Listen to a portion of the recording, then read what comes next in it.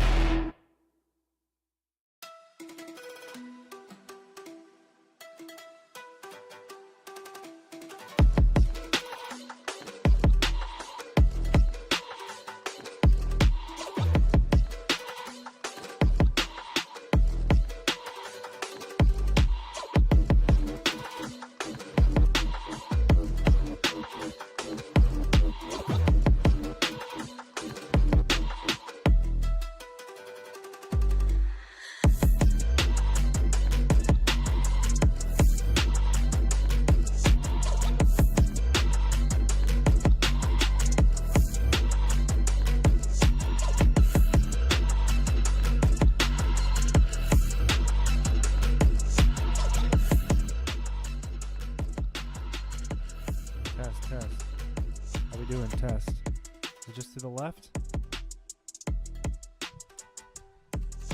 Let's get this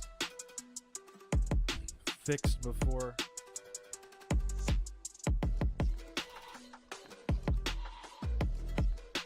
Test, test. Any echoes? What's happening?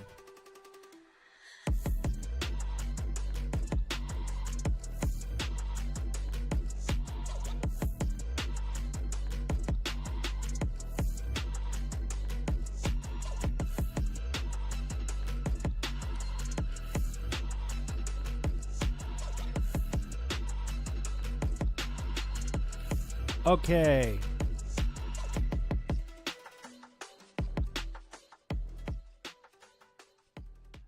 How we doing, y'all? Okay. Quality's probably a bit different as well. I prepared. Whoa. Holy shit.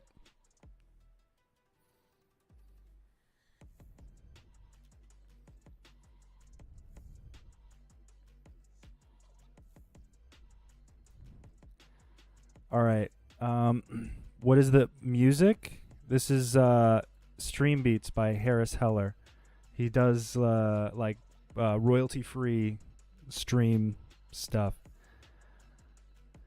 Okay. Let me figure what was I literally just going to do. Hello to everybody out there. Let me just bring this down a little bit. How we doing? How are we doing? I have an actual prepared thing for today. Oh, that's what I was going to do. Okay.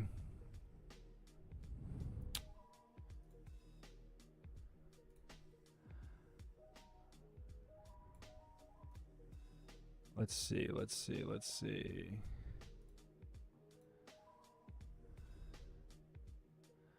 All right. Please, 1 second I have to get something.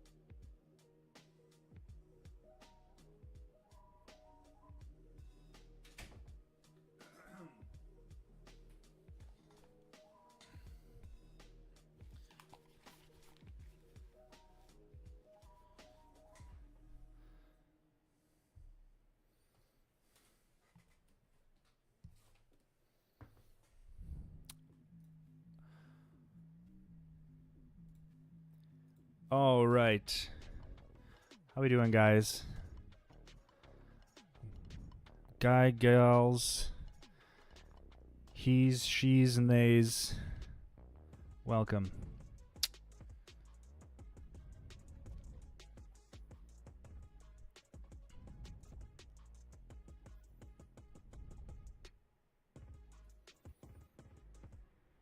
Okay.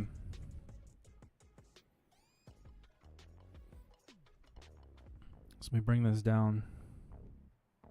I have just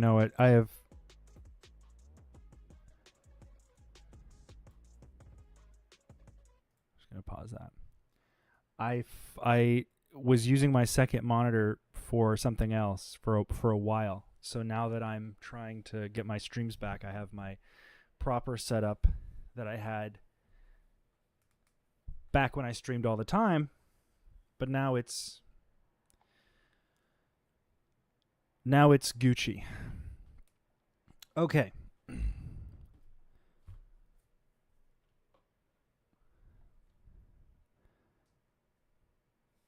Clearwater Chad says, I don't like Dr. Berg. Well, join the club. I saw Apostate Alex is here. How's it going, bud?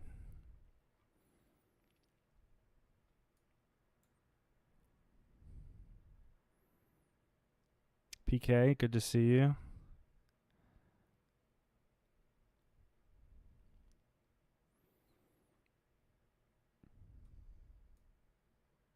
All right. So,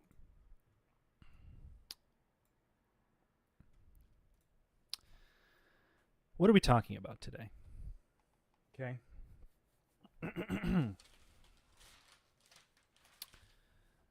Today we're talking about Scientology's greatest weapon. And I'm ambiguous about that on purpose because I want to kind of set up how I think about this. I'm sure many of you understand that I can be a bit of a contrarian when it comes to how to handle things, you know, as opposed to the current, I don't want to call it status quo because it's very new, but despite current trends of what some people think are effective, I like to focus on what I have seen work, and also what I've learned since I've left Scientology. Because when I was in Scientology, I was what's called flag trained. All right, that's just a fancy way of saying from a Scientologist perspective, hot shit. And it really means not so much in the real world. It really doesn't mean a lot. What it does mean is I have an intimate understanding of how present Scientology is supposed to be applied, because the flag building in Clearwater has it's this huge it's the biggest building in Clearwater, Florida. It's usually known as the spiritual headquarters of Scientology. Mostly because, like, I'd say like 30% of Scientology is like management, and the rest of the 70% is what you do, you know? So what's done in Scientology is encompassed by L. Ron Hubbard having written technical bulletins and policy letters that essentially describe like what you're supposed to do in Scientology. It's a lot of things can go on, but I'm going to focus on a specific aspect. Okay? Because when I was at Flag, and I was there for about 11 months. I was told it was going to be 4 months, and that stretched it into 11 months, 14-hour days. I had maybe 2 days off, one for my birthday, and another for, I think, some family thing happened. But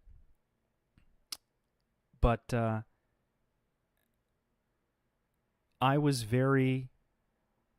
sent there to be trained as an auditor, to deliver the spiritual counseling that Scientology is so crazy about.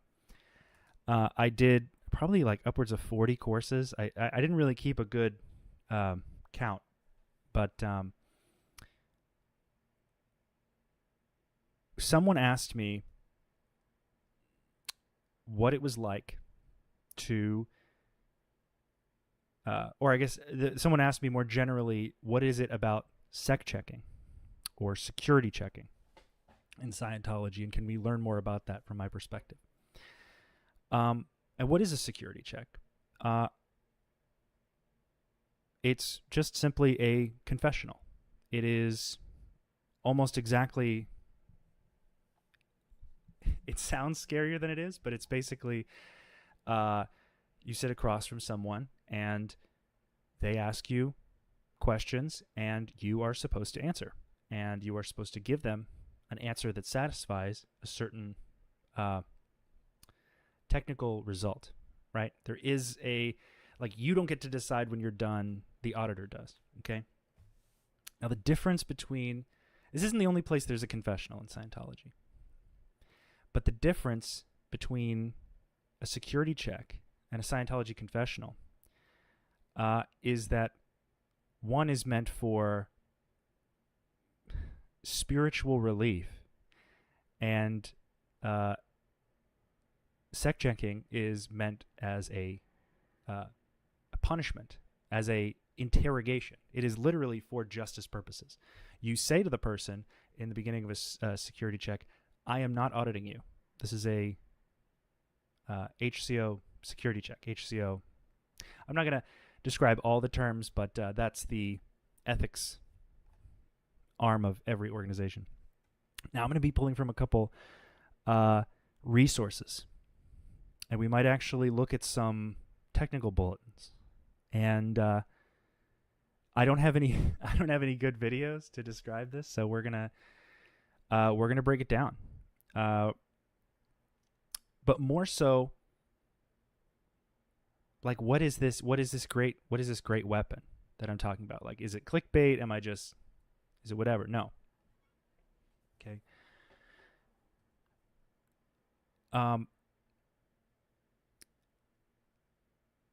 Scientology would like you to believe that its main export, what it creates, what it produces, is freed beings. You know, whatever that means. to them at the time. But I see it differently. Even if their export is completed courses or getting money, even if that's like the underlying export, I don't really think that that's what they produce. I think the main product of Scientology and everything that they do is a manipulated person. If they can get you hooked, and I had a lot of revelations when I was preparing for this video, so we're gonna maybe shoot the shit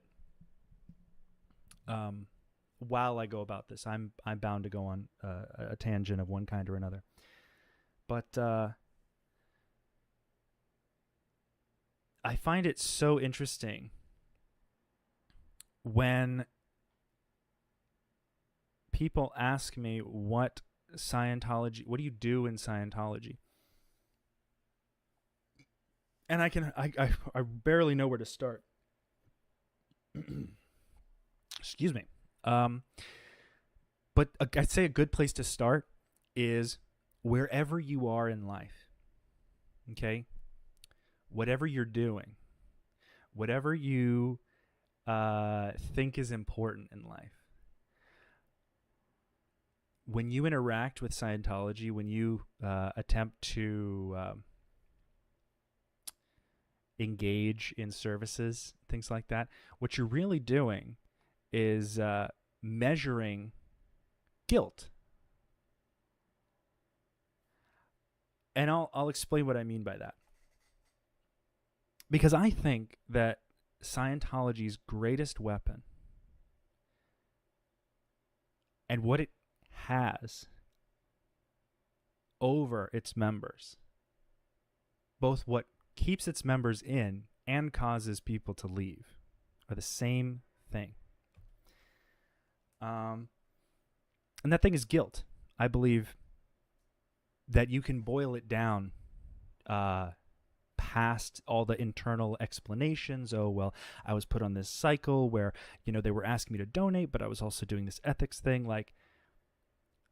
But there's an anxiety about it. There's an anxiety about being a Scientologist, whether that anxiety be about how long you've been in and how little you've done, whether that anxiety is about not feeling like, you're doing it correctly. And these are human emotions, right? Like, people go through highs and lows inside and outside of Scientology. Undeniably. Oh, whoa. I touched a cable with my foot and everything went dark. We're back. So guilt.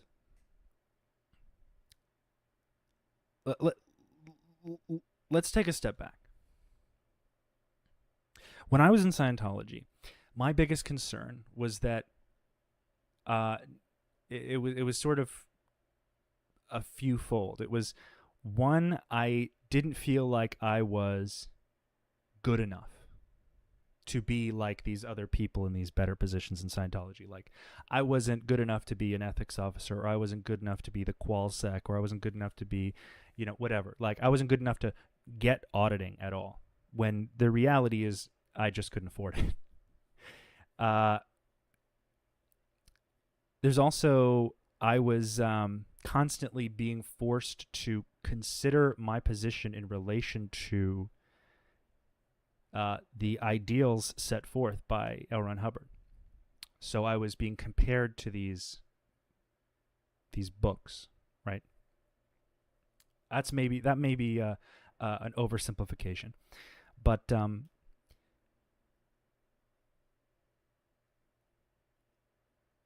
what I'm trying to sort of get to is everything in my Scientology experience, when I look at every place that I felt agency to do something, every place that I felt pressure to succeed, every place that I invested myself, was out of this guilt to, whether on myself or my guilt for others, survivor's guilt. If I don't help this person with Scientology, they will fall into despair, etc., etc. And the question we're going to answer today is, where does that guilt come from? And I don't know. I always try. Oh, Elysia's in the chat. Hey, Elysia, what's up? I always try to start from an empathy forward approach. Now, that just means I like to see both sides from their honest intent. I like to embody the other person. I like to see through their eyes, feel what they feel, understand what the issue is, especially when it comes to like a disagreement or a perspective that someone has that I can't relate to. That's where empathy comes in, because then you can it's not some magical, whimsical superiority. A lot of people who don't understand empathy like to attack people for being empathetic, which I think that's just circumstantial. So, because security checking is a piece, but think of it like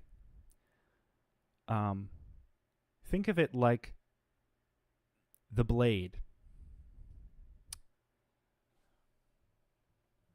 Now here I have a training sword, sort of like it's a cool polypropylene training sword, right? It's a good representation. Okay. And there are pieces to this that have practical uses when it comes to using a sword. Okay. So, and I might be stepping over. I meant to use this as a prop, but like at the same time, contextually, I want to make sure that I'm saying things in the right space.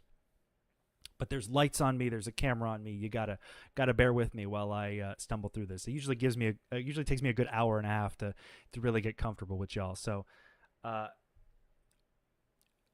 when cults have a goal, you have to keep people in the cult attached to that goal. Okay. There are many tools that cult leaders will employ, and in Scientology, there's a heavy emphasis on the reminder that you are less than you should be, is essentially the concept. You are not OT, but you should be. And if you were, look at all these things that would be going well for you. You are not clear, but you should be. And if you were, then you'd be on your way to, then you wouldn't have all these issues, blah, blah, blah, blah, blah. This is what is reinforced as often as possible. I recently did a stream. Oh shit! Something's wrong. Oh, my other monitor cut out. Oh shit! Hold on one second.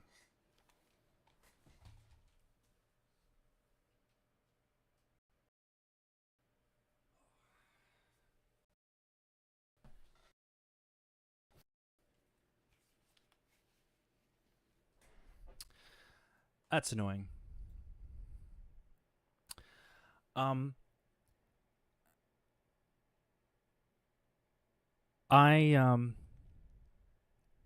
know you guys can see and hear me, but I kind of have my setup like split so that I can. Doesn't matter. So what was I saying? Reminding you of where you could be. And part of this is a physical action where you are taken from where you are and put in a chair in a locked room. There's an auditor between you and the door, and you are forced, quite literally. You cannot go in the room, but it's implied that you did the crimes you're being accused of. Like, the idea is that if you are stuck, if you are not doing well, if you are critical, and not just of Scientology, like, if you are critical of your own gains, if you're not making progress in Scientology, all of these things relate down to a single concept, and that is overts and withholds. Now, overts in Scientology can be described as a transgression against an agreed upon code of conduct, and withholds are an effort the person makes to keep it a secret, basically. And this withhold is some sort of, spiritually charged aspect. Like, you're keeping it to yourself, and when people almost find out about it, they miss your withhold. And them almost finding out about it makes it sparkle up, makes you angry. It gives you the real technical hoo-ha is the overt itself is hidden and minimized so that it's not, like, you minimize the overt so it's not bad, and in doing that you also have to minimize anyone who almost finds out about it, and therefore you're like protecting this overt or withhold, and you lash out, you're critical about things. There's what is it? There are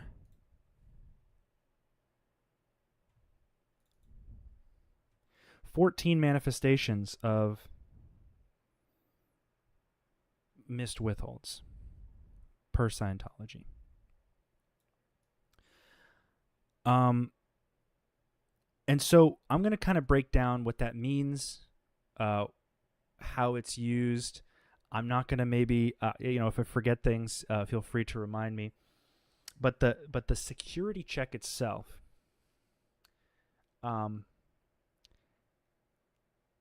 is the blade. And the guilt is the edge. Okay? The guilt cuts because it's personal. Okay? Anyone can grab the handle. Anyone can hold it. But the guilt is the sharp end. Okay? This is sort of just like a Harry Potter's Diagon Alley sells overts and withholds, I think. I'm sure if you asked L. Ron Hubbard, he would say, oh, well, did you know J.K. Rowling actually, that's all just from her past lives where they had magic and wizards.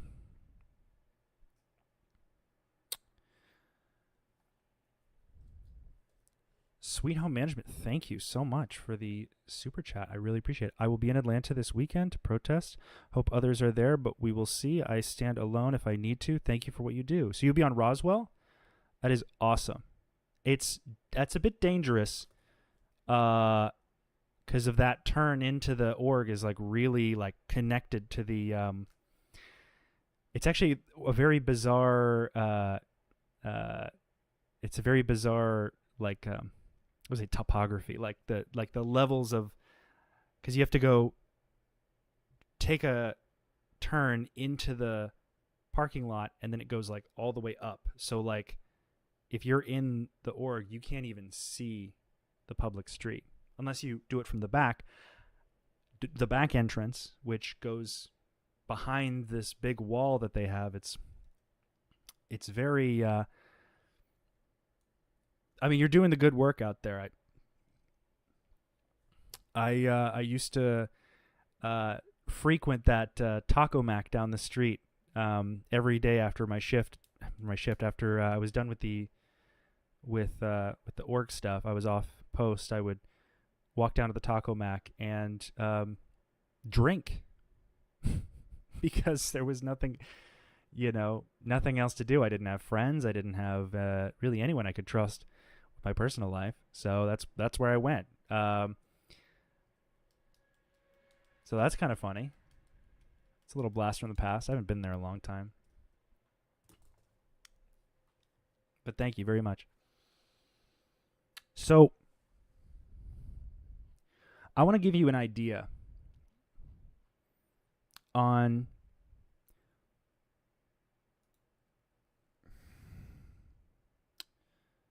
this is page 23.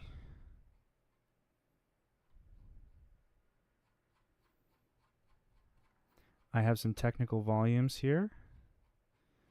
Digital. None of them are the revised ones. So, like, even if a current Scientologist watches this, even if, like, I can already hear them being like, "Oh, well, he's using the old volumes." It's like you do that too. You use the old tech all the time. I was like, it's not Golden Age of Tech Phase 2. Okay. If anyone wants to send me a full set of Golden Age of Tech Phase 2 materials, sure. Go ahead. I'll be annoyed to have to read through them again. But, it'd be easy to show. The one thing I never forget is you cannot sect check and get out without at least one confession. 0 is not possible.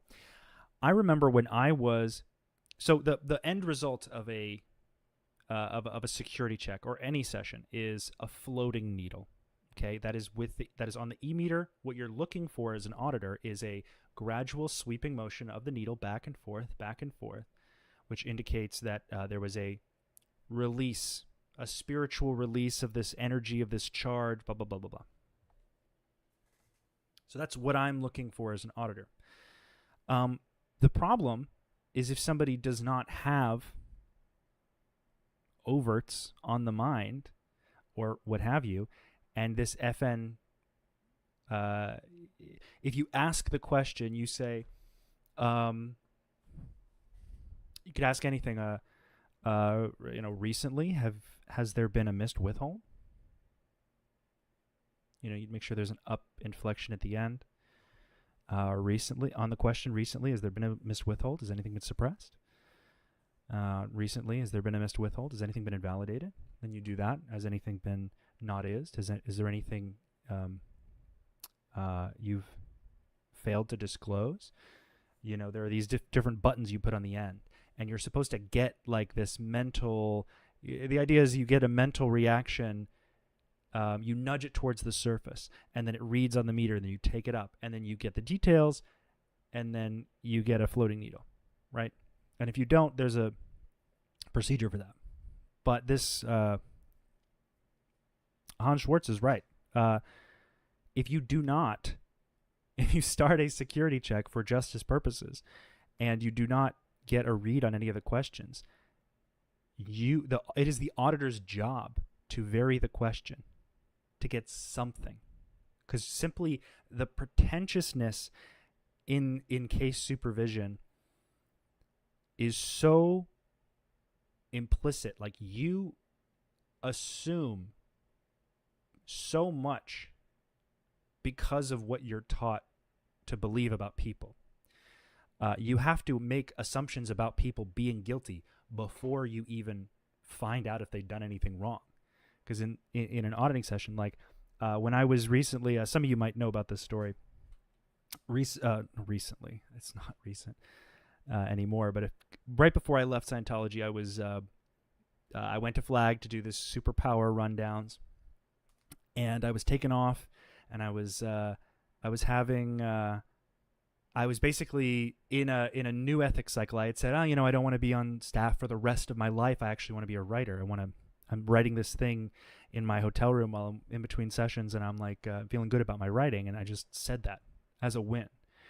And they circled that in red, and I was taken off of superpower, and for 5 months I was made to proactively do amends, which in Scientology I'm put in a lower condition, which I will show you guys. A literal lower position in reality. Like in like conditions are so nebulous, but you are literally in a lower ethical position, and that's basically what it means. I was put into doubt. Okay? And I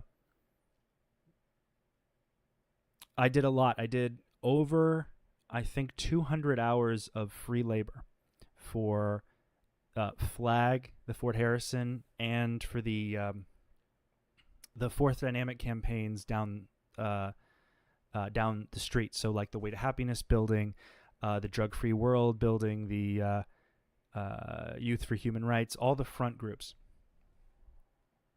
I was, and I had to keep track of all this stuff, and I was not permitted. And if you know anything about, if you were in Scientology, this is going to be extra spicy, but I was not permitted to complete my doubt. I was like, they weren't allowed to sign off for it because they had no idea why I was on this condition in the first place. Because she should not have circled what I said. So because she circled what I said, it like jammed up the system, because technically when you put someone in a lower condition, you can't just say, whoops, no, you're not in that condition anymore. You have to work out of it. Okay? And I worked, let me tell you. Then we got into this whole conversation about, well, yeah, because I'm depressed as hell when I'm on post, and I came here to maybe not be so depressed anymore, and it's a lot of nebulous shit. But then they were like, oh, well, maybe you can transfer to DC where your family is, and I was like, sure, why not?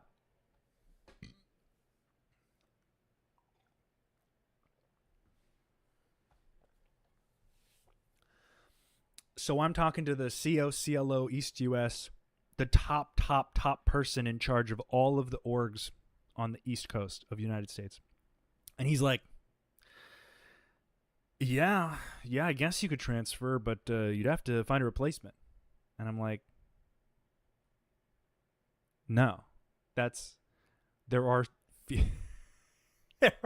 few Scientologists in the world to replace me, and they are all where they are. Like, it's very bizarre to like be in Scientology and be reminded constantly of how little Scientologists there are, when you're like, it's booming, it's, there should be thousands of people to choose from, but suddenly there are no free auditors. They're all either training, doing independent auditing, or on staff. Pete, what's up, man? How tragic to suppress creativity, exactly. But it's, if I maybe was already famous for writing, then it would be different. They'd be like, oh, good, fantastic. But I was not. I had very little money because I'm a staff member. It's so anyway. So I was I was talking about something before that tangent, but oh yes. So when I was at Flag and I was doing this for 5 months, every other day, I would get sec checked, and it got to the point at the end where, like, for weeks, I was just constantly FNing every single question, every single thing they asked me. Have you done anything? Is there recently? Have you, done something you weren't supposed to? And just FN on the question. Reason, like everything. FN. I was sitting there like, yeah, I know I have done nothing wrong here, and I'm not going to get into the validity of the e-meter, because no matter what anyone thinks of like what e-meter reads mean, what it picks up on, what it measures, what it does, we simply to stress yourself out about it is not necessary, because we simply do not have enough, like, we do not have any science behind anything in the spiritual aspects of Scientology. Either it's taken from another religion, or it was only up to the discretion of Scientologists who do not give a shit about the scientific method, or when it comes to the tech, or they've had the standard tech and they've been told it works perfectly and there's nothing needed to question about it because L. Ron Hubbard was like some super genius who engineered this. It's like, if it's based on pseudoscience, it doesn't really matter what you see when you're using it. It's not really explaining anything reproducible to you, especially because if it were so reproducible, we wouldn't need an e-meter. Okay? If it was scientifically practical for this thing to pick up on certain wavelengths of spiritual distress, you could quantify that digitally and just have the e-meter tell you what signal it's getting or what resistance it's getting. It would automatically calibrate to the person using it, because if a person can see it there, it could automatically calibrate and then tell you, oh, they're FNing right now. So I don't even get into the whole e-meter argument, because like, yeah, people will be like, oh, but it did so much for me. Like, but I can't explain it. It's like, then you shouldn't trust it. If you can't explain it, then it shouldn't be something that you trust. It's very tied to, how you felt emotionally in session and how you felt when you were training. That's totally valid. But the efficacy of it, that's where you should check out from there. So, but I was FNing all these questions, and because I knew how it worked. I knew what I was in there for. And, it is really, it's funny to look back on that. But even in that situation, there are, they still had to get something out of me. So it would usually, I'd say, saying like, I was just like at a certain point I was like, I'm not doing any more fucking labor. I'm not doing any more, like, period, because I've done like hundreds of hours at this point, and you let me know when you need me for the cycle and I'll show up. So I had a lot of free time. Maybe I was like, or I think at that point I was so like past it. I was like, they were like, did you commit an overt? It's like, yep, I jerked off while I was in the hotel room. Whoops. And they were like, thank you, your needle's floating. And I'm like, yep, all right. And then they're like, okay, you can go. And I'm like, okay, cool. And I'm sure if you ask, like, that's why he left. That's why he couldn't be a Scientologist. He kept following the demons down his pants. That was it. That was the reason. You got me. Oh my God.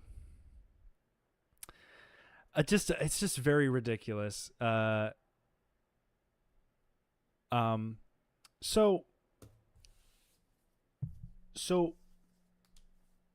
let's look at a policy. And this is going to be, the reason I don't do this often and like get into like the policies and reading the policies and interpreting the policies is because, I mean, for you, it's like interesting, right? It's like, whoa, this is crazy. For me, this is like nerd shit. This is like boring as hell. Like this is, and not even that it's like, it's like when I was in Scientology, there was such a significance around like the meaning of the words, but when you kind of take a step back, they're just people reading books. That's all it is. So, and like interpreting this book, I mean, less interpretation nowadays, but so it sounds mind-numbing because I've already read it all 1,000 times. Not only have I read it all, I've word cleared it all. I've had to method 7 most of this, which for those of you who know that means that or a method 9. Oh my God. I'm so glad to not have to do any of that shit ever again. Oh God. Man, method 9. Method 7 I don't think was that bad. These are word clearing methods that I'm talking about. Method 9 was bad though. Method 9 was pretty rough.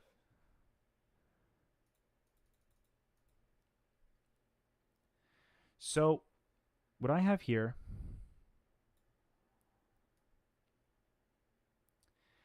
is something to briefly describe the importance of the finding crimes, okay, in Scientology. And I hope this has the part that I'm thinking about. I was not going to read these in advance because I've read them a million times, and here we are. Maybe we'll learn something new together. We won't. I won't. I already know what I'm getting myself into, and I signed up for this. I'm doing this on purpose. Let me suffer the bulk. This is HCOB of 28 January 1960. The key to all cases. Responsibility. This is where L. Ron Hubbard says, during the past 3 months, I have made several important discoveries in the field of the human mind, which iron out the bits and pieces that were getting in our road in making broad clearing programs possible. So, preventing him from making a bunch of people attain the state of clear. First of this discovery was that the tone arm of the E-meter, the needle, or the little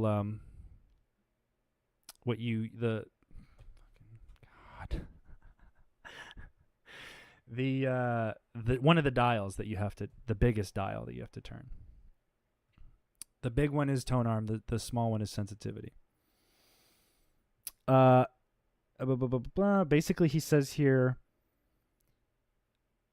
he uses like a really weird, arbitrary thing here, but then he says, one of you is going to correct me on the on if this is the right responsibility or the right policy for this.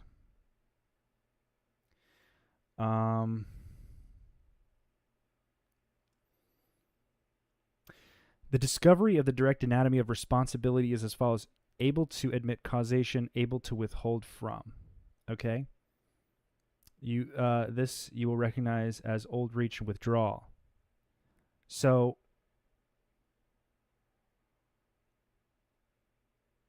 actually, I think this is running responsibility. This is not what I'm looking for.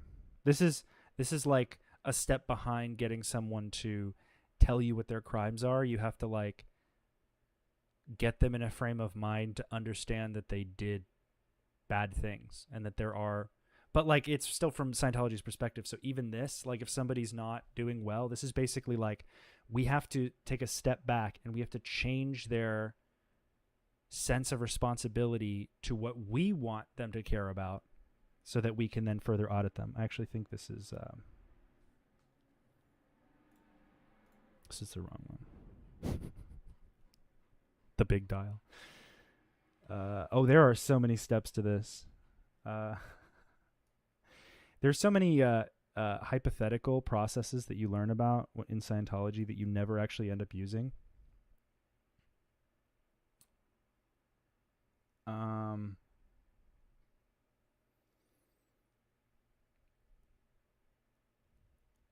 I've read so many of these.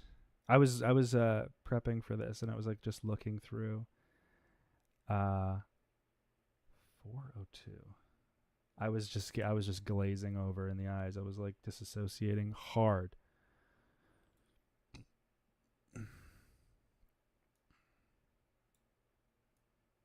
And even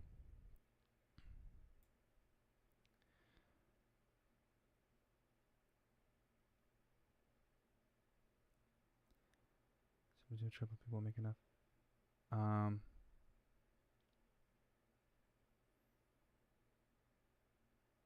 Here we go. Perfect. I feel like you should read it in your best LRH voice. No, it's too good. It was really good back when I used it enough, but like I could try. It's not going to be as good now. Here. This is 1. This isn't even the one I'm looking for, because in the packs they're all disconnected and they're all put in their own, like, level 1 has every policy and reference related to level 1. Level 2 has the same. But the only valid security check is a good one. You learn this on level 2. This is in the level 2 hat packs, because grade 2 is a part on the part in Scientology where you get the confessional. Okay, so they give you security. They basically overtrain you for this very light grade. But when I was in the internship, so you do courses and you like do it soft on people. You do like a kind of the shitty version to students for free. And then when you finish all the courses, you go upstairs to the internship. And the flag internship was run like the goddamn Navy. More so like you're, and you'd see they're all wearing uniforms. It is basically run like a military operation, especially because I was an out-of-work trainee. I'm just included in that. I'm just part of the training pool. So as opposed to like a public person who's like, I'm going to go to staff and I'm going to finally do it. I'm going to get trained. And it's like, good for you, girl. You're going to be in the cabana at the Fort Harrison, just sipping Mai Tais in between, not Mai Tais. You're sipping like, having some keto pizza, like, and omelets and like ice cream, milkshakes, like in between course periods. And where the trainees have to like bolt to, like, only rarely do we ever actually get free time in the day. And it's mainly just to sprint downstairs to have, I think, maybe 15 to 20 minutes. Well, I think we have half an hour to eat dinner. So we ran down to the mess hall, and by the time, there's a massive line because there's like thousands of people in this room, in this mess hall, in the basement. And we're standing in line. By the time you actually get to the food, which is awful, by the way, chicken tender day was elite. Chicken tender day was good. Steak day was rough because the steaks were gross. Hot dog day was pretty fire. Anyway, by the time you get there, you only have 15 minutes to actually eat, and all the OTs have to sit in one little small pocket. And they look down on you, which is, I think, a little funny. But there are differences. So, when you're in the, when I was in the internship, I got pretty good at sec checking. I was fast. I'm somewhat decent at reading people. Sort of like an emotional intelligence kind of thing, I'd say, which is also a trauma related thing, which is ironic. But it made me very good and persistent at finding things. So I was getting picked out of the line to do sec checking on superpower auditors and Sea Org members. Even when I went clear, they actually took time out to make sure I went clear, because then I learned this later, so that then I could audit people who were clear. So I was pretty intimate with the sec checking procedure. Erwin Hubbard says, since a security check failure. No, I'm not going to do his voice.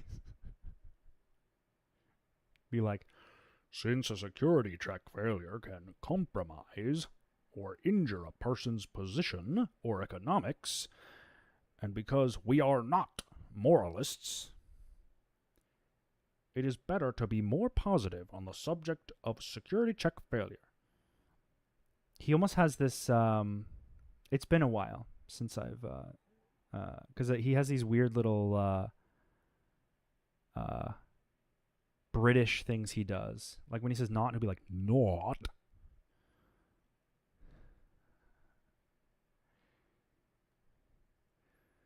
The question of what constitutes a security check failure has now troubled enough people to make it necessary to lay down the following policies. A security check to be used for any organizational reason must be made on an HCOWW form. That's a Hubbard Communication Office worldwide form, no longer in existence. So basically, forget that.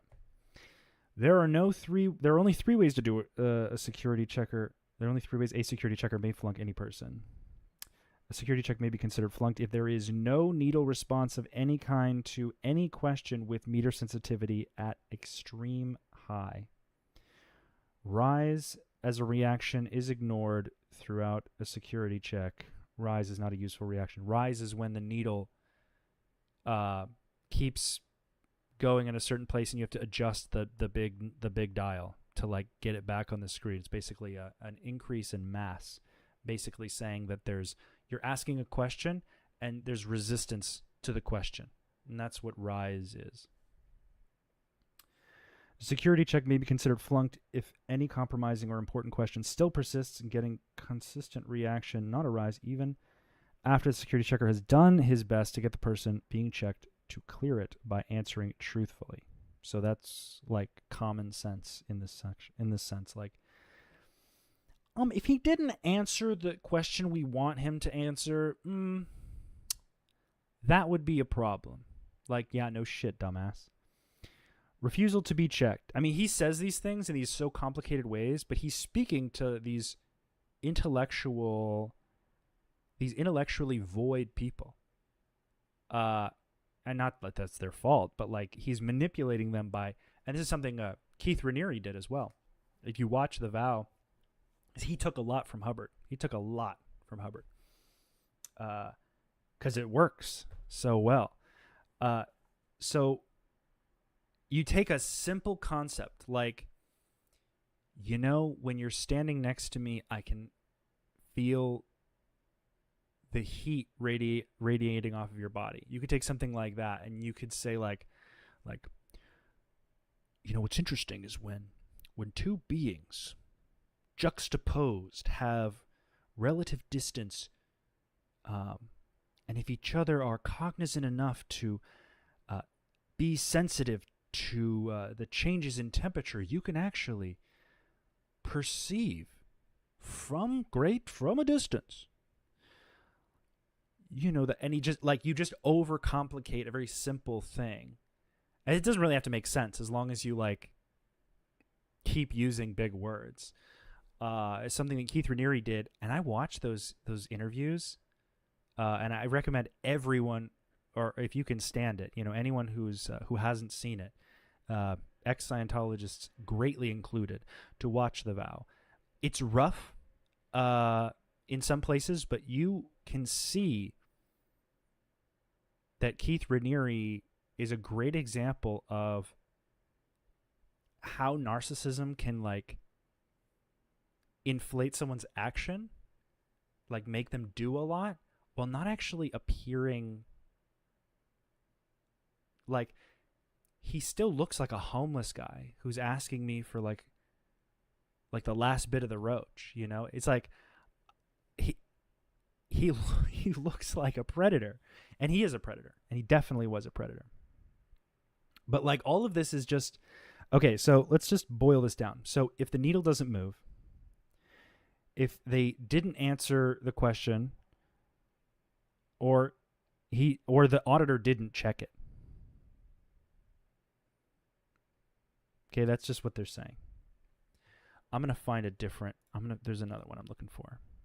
Some of y'all, if you, I guess you don't really know what I'm looking for. I was going to say y'all can help me, but let me there's a specific one I'm looking for. It might just be in the ethics book. I have that as well.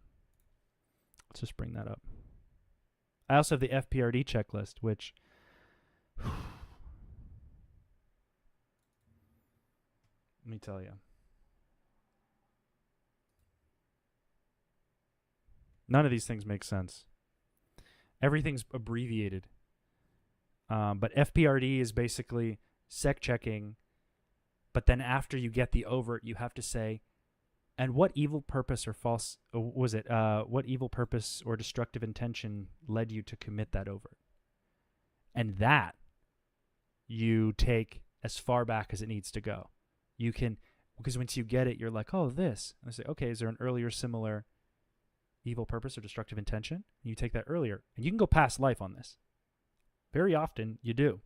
And it's so, then you get into the nebulous, like anything could make this anything could be, you know, an answer to a sec checking question. I didn't even open it. Here it is.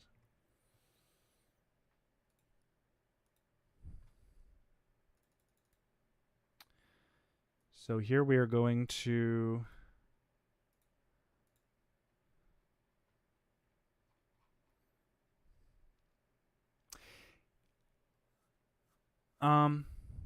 so he starts with this sort of surface level fear mongering. Basically, it's a really effective way to control people, is to give them context for something that creates rules in their head, or like a situation that they can put themselves in to inspire fear in them about a certain topic. Okay. You hear this a lot, sort of, when someone tells you not like a problem they have with something, but a fear, like their reasons for things are general fears they have about things. And for example, something transphobes do a lot is they'll say, oh, I'm just looking out for the kids. I'm just afraid that the kids will get taught, when there's like no direct sort of evidence of kids being harmed in mass, or like, you know, that even, you know, minors who see counseling for transition, like, aren't like they make sure, you know, things are happening. My point is, the fear of a general thing as opposed to the details of the specifics are much easier to, like, for everyone to think about. Like, you can cut the bottom of the barrel by, you can like call all the people, the lowest common denominator of people, by just getting them afraid of some ambiguous thing, right? So he says the basic reason for being antisocial, I guess that's so he describes an antisocial personality and the anti-Scientologists. These are the same thing in Scientology. And these are psychology terms, which he's using, even though psychology is apparently evil. He's using a lot of psychology, actually, it's like a reverse psychology. It's like, your psychology is wrong, my psychology is right. So everything I say is correct. You know, over top of that, I can't stop thinking about that, how like it's all layered through lies, but you know, I could just read it to you and not yap. But you know me better than that. There are certain characteristics and mental attitudes which cause about 20% of a race to oppose violently any betterment activity or group. Such people are known to have antisocial tendencies. When the legal or political structure of a country becomes such as to favor such personalities in positions of trust, then all civilizing organizations of the country become suppressed, and barbarism of criminality and economic distress ensues. Whatever that fucking means.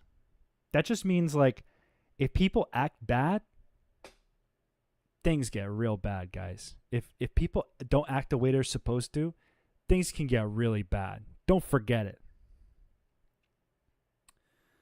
Let me just glaze over and skip through some of these.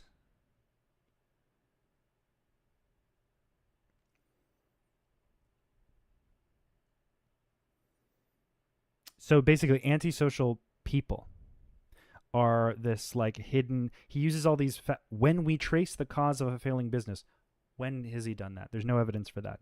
But he uses that as a pretext to install here. We will inevitably discover somewhere in its ranks an antisocial personality hard at work. Right? So he uses a general, like, something that's impossible to prove without evidence. Like, where, when, how did you trace the cause of a failing business? Is just kind of saying things. But you certain things you're willing to glaze over. In families which are breaking up, we commonly find one or the other persons involved to have such personality. That's ironic.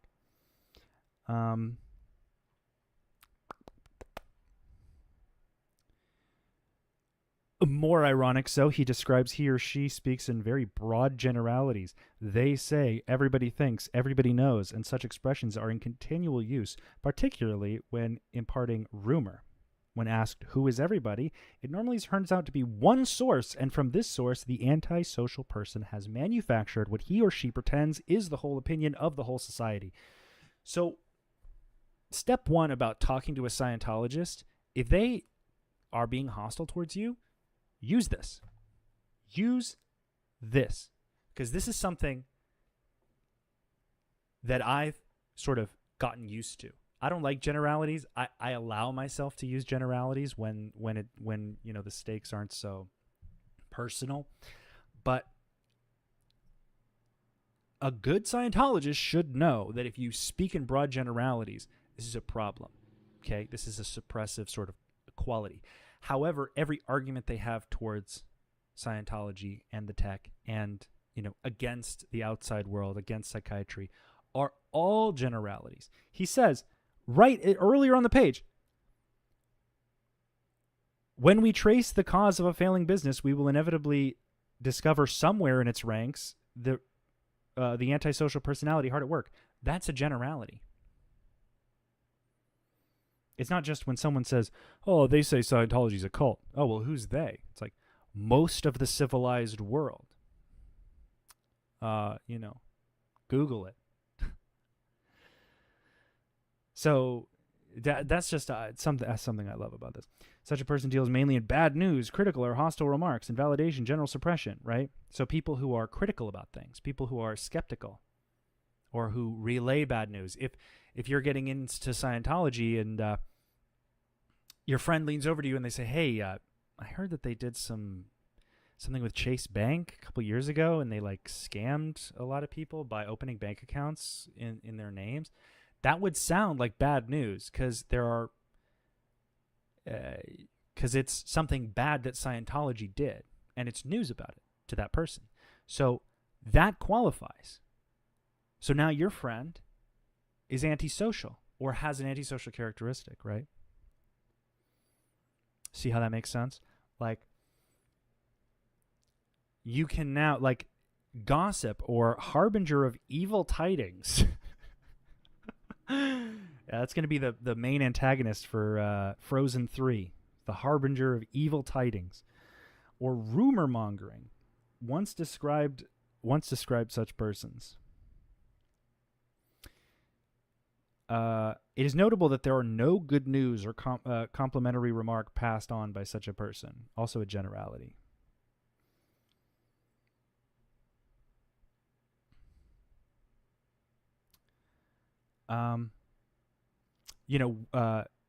Altering, worsening communication they're relaying. So you tell me,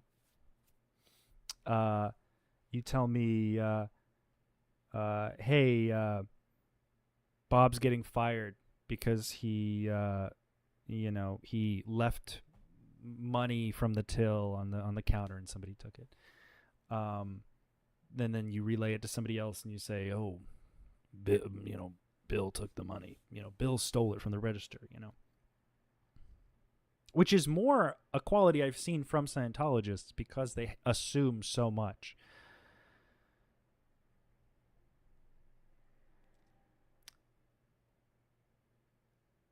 Was Tom Cruise? Huh? Did Tom Cruise have to go from bottom up and do all these things, Robert? No. He perhaps had to do...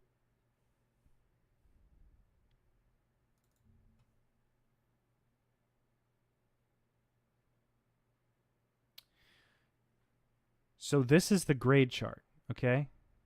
I took this from from an independent Scientology website, which is, it's cheating. But how you do Scientology is this: you start at the bottom.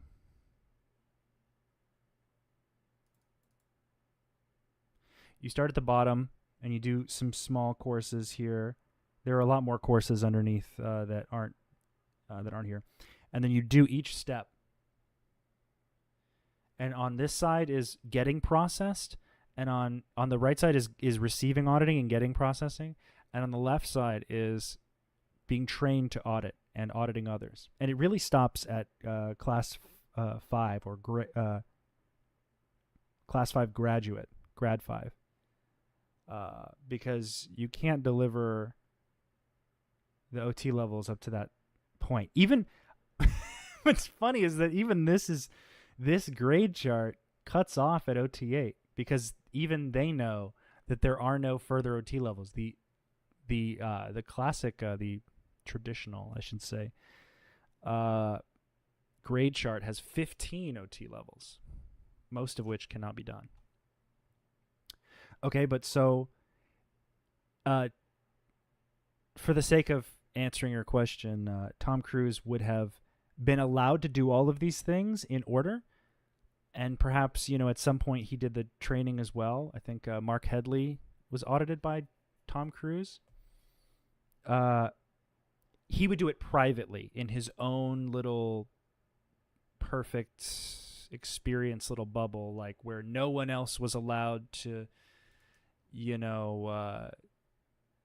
intervene or be a distraction. Like at Flag, in the way back, there is a celebrity course room that has a big piece of fogged glass, so you can't see who's in the course room, so that celebrities can be in the course room all at the same time, and that passing public are not permitted in there.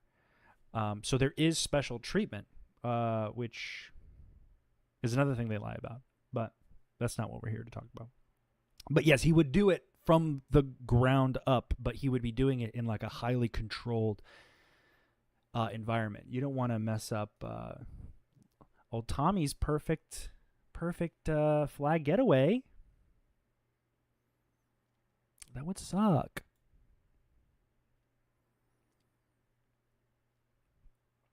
But he wasn't in a bunk bed, no. Or a bunk bed. He wasn't in a bunk bed. Yeah.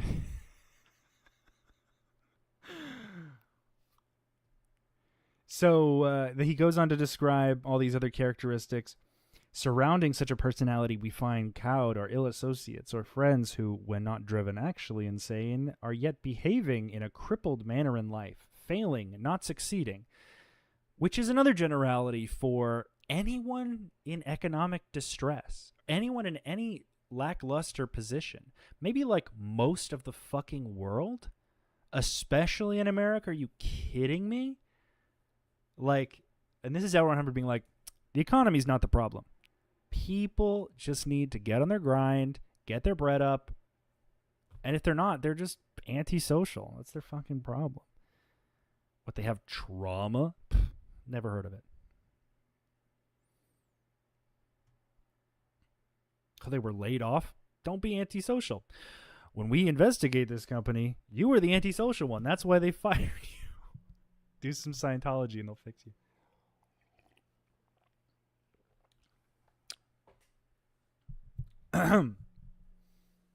The antisocial cannot finish a cycle of action. Yeah, neither can you. Dog died before you finished OT 15. Coward, come back. Come back and finish what you started.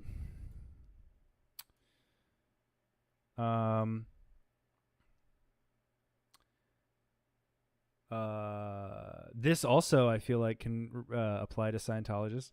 Many antisocial personalities will freely confess to the most alarming crimes when forced to do so, but will have no faintest sense of responsibility for them.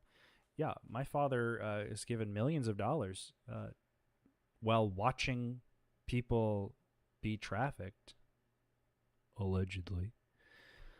And that's still just totally chill for him, because in his little mind, if he just doesn't seriously consider the definition of human trafficking, he's golden. Plausible deniability. You know, literally, it doesn't matter. I mean, I'm not saying that as a generalization to a lot of them, but I've heard some really weird shit. I mean, hell, I could tell you some of these people I've sec checked have told me things that I wish I could unknow. And just some of them are just some of the grossest, like, and they're burned into my brain. And there's nothing really stopping me from sharing it, but there's a specific one in mind that it's just so far out there. It just feels like I'm putting this person on the biggest of blast. You know, like, that's just not helpful. It's not really, doesn't really move the needle when it comes to Scientology. So I just kind of let people be weird, I guess. But I'm not gonna do that. Okay. Me suffering with the knowledge is bad enough, but it definitely will not help my monetization. You know. The basic reason the antisocial personality behaves as he or she does lies in hidden terror of others. To such a person, every other being is an enemy, an enemy to be covertly or overtly destroyed. The fixation is that survival itself depends on keeping others down or keeping people ignorant. If anyone were to promise to make others stronger or brighter, the antisocial personality suffers the utmost agony of personal danger. Now, reading that, it sounds like you're describing a separate person, right? And the purpose on the surface may be is intended for Scientology to be interpreted as, these are the people you should look out for. You know, this is what they're thinking. But the actual intent is to, in the mind of the reader, create distrust for this kind of person, for this critical person, right? For a person who, if anyone were to promise to make others stronger or brighter, who do you think he's talking about there? Take a wild guess. If anyone were to come out with a religion based on spiritual betterment, and someone said that he was bad, he's kind of widowy freaking antisocial guy, so don't listen to him, Point says. If anyone says, that L. Ron Hubbard is a bad guy, you know they're literally a freaking antisocial bad guy. That's what this sounds like in my brain. I mean, despite his like goofy accent, I cannot read it outside of that context, because he's literally just saying, if anyone is critical of Scientology, like, they will hurt you. They want you to suffer. They like inspiring this like fear, right? And out of fear comes action. And out of action comes mistakes. And out of mistakes, or what you interpret as a mistake, comes what? Guilt. Now, that's an oversimplification, if I've ever said one.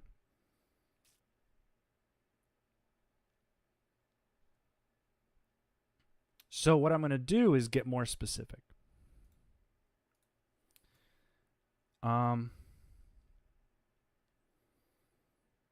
Because I don't have... Maybe I'll do a part 2 of this. I don't have the State of Man lectures.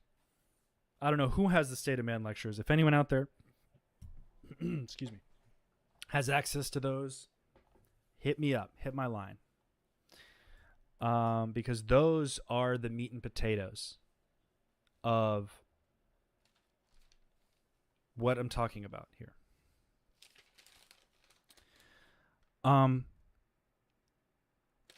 So in sec checking, you sit down, you pretend like you do all the routine of setting up a session and an e-meter, which is a specific checklist. And then the only difference is you tell the person, I'm not auditing you. Okay. When we look at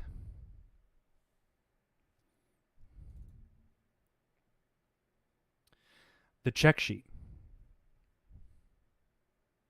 for level 2, and this is not the current check sheet because I don't have that, and it's not on the internet where I can see it. But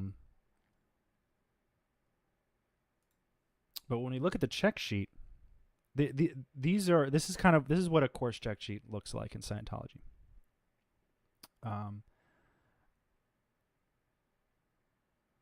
And this is old.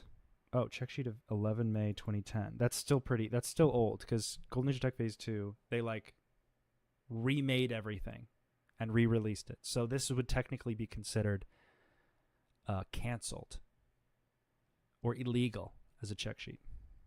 But this is an independent check sheet anyway. I think this is what is this? This is an independent Scientology shit, probably. So okay, yeah. No, so this is independent Scientology, which is probably why it's blue. You got to give it some differentiation. But this is just kind of what it looks like. You know, they tell you the materials you'll need. Remember to clear your words. What you intend to get out of it. And then here. So you have to learn all of these things. You've read, if you're at this point, you've already read all the basic books. Let's see. Yeah, so you read the Key to All Cases. This is all about withholds and all about overts. I had a point. I didn't. What are we talking about? I had a reason I brought this out. Anyway. Fish and fumble. Yeah. There's also. My God. Tech and ethics of confessionals. This is also a great place to go. If you like, this is what I would use to like, if I wanted to find a reference for something, I would just look at what I knew of the different grades and just look through the level packs, because like sec checking and confessionals is all level 2 is about. Okay. I forgot what I was going to say. So we're going to leave that alone.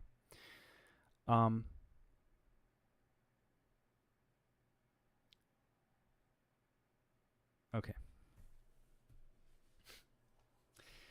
The point I'm trying to make is that let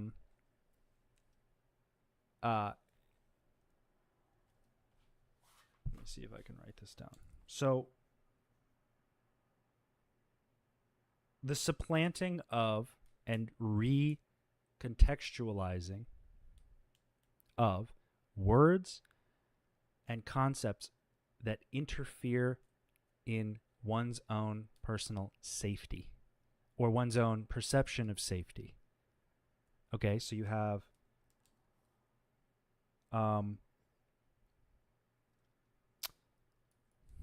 what's a common one? My friend watches South Park, and I know that people who don't know Scientology are going to watch South Park and probably get to that South Park episode, provided you know about the South Park episode, which most do. And, you know, so I'm afraid of him being one of these people, right? He becomes a liability to me and my safety because I have to answer to Scientology under this pretext of to save myself, to protect myself, right? I have to make this a little bigger.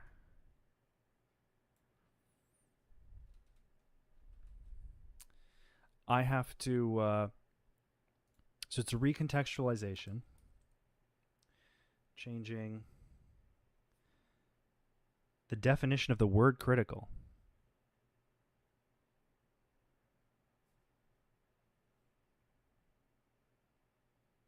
Because if you can't be critical about L. Ron Hubbard at all,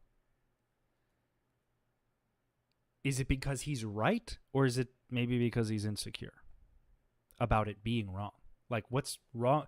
Like, the reason science hopes that they're at least, like, you know, hopes that in most cases that they fail is that they'll see why it failed and that they can change something. You know what I mean? Like, I'm not breaking through, I don't think, to any Scientologists with this conversation, because I've already lost them.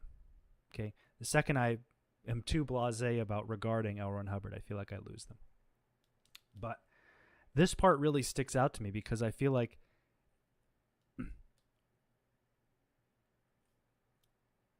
when you can be constantly afraid and anxious about the result and the success of Scientology, right? It personally impacts you when you're a Scientologist, because, like L. Ron Hubbard says, I think full responsibility is everything that happens to you is your fault, basically. I was just about to say, let's go read the full responsibility reference. Fuck that. Okay? Everything that happens to you in Scientology from your Scientologist brain is your fault. Everything that happens to other people can be your fault. Everything that negatively affects you emotionally or physically is your fault. Somebody else might be involved, but with overts and motivators, you know what I'm going to fucking do? This is what I'm going to do.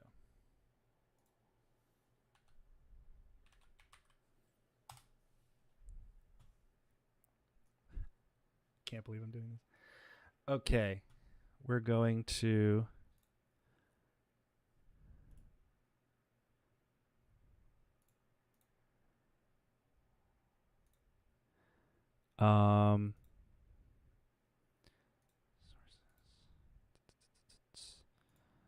add here. This might be a good tool. This is going to be a little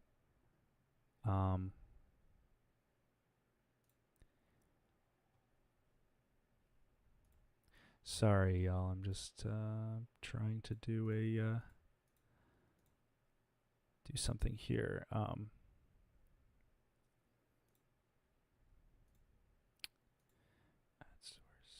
Add new source, and this will be, here we go.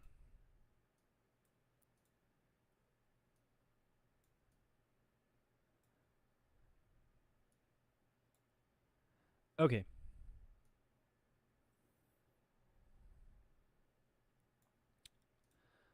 I'm going to use Paint. You describe a lot of stuff that was going through my mind when I was in the ever-looming threat of not having been a good boy. Exactly. So it goes like this. Okay? Let's make it a little bigger. Okay? So you have a guy. This is you. Or a guy. This is a person. Right? And you do a bad. You do an overt. You break the vase. The vase on the table is broken. That's one piece of the vase. And that's another piece of the vase. Okay? This is the overt. This is a transgression, believe it or not. No matter whether it was an accident or not, this is something bad the person did, and they are literally forced to feel bad about it. Okay? So this action is then, he doesn't want to talk about it. He said, I'm going to keep it in my head and I'm not going to talk about it. I'm going to withhold. from others, this transgression. This is a hyper simplified, if you can't tell. Even conceptually, it can get more convoluted, but like I'm basically just describing the mechanics of how it's conditioned and how people are indoctrinated to see it, so that you can get a better understanding. For some people, this is like, yeah, I've done this clay demo 10 billion times, so have I. But like, so then you have this is the overt, withhold, the sequence of overts and withholds. Now, in Scientology, the withholding becomes a sort of vacuum, which I'm actually going to bring this bad boy all the way over here. I don't like doing it right to left. So now that now we're withholding it, yeah?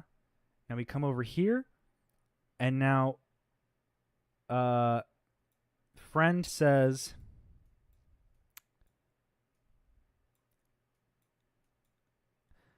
now this is you. Your friend says, hey, where's the vase? Or, man, I really like that vase my grandma had. Right? She says it to you. That, I don't know what that was supposed to be. There's undo. I was like, where's the undo button? Sorry, guys. I haven't used paint since I was 9 years old.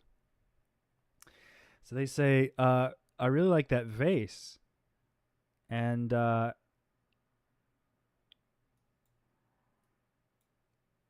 this bypasses, this skips right over. But he doesn't ask you about it. He doesn't ask if you broke it. He doesn't suspect you for it.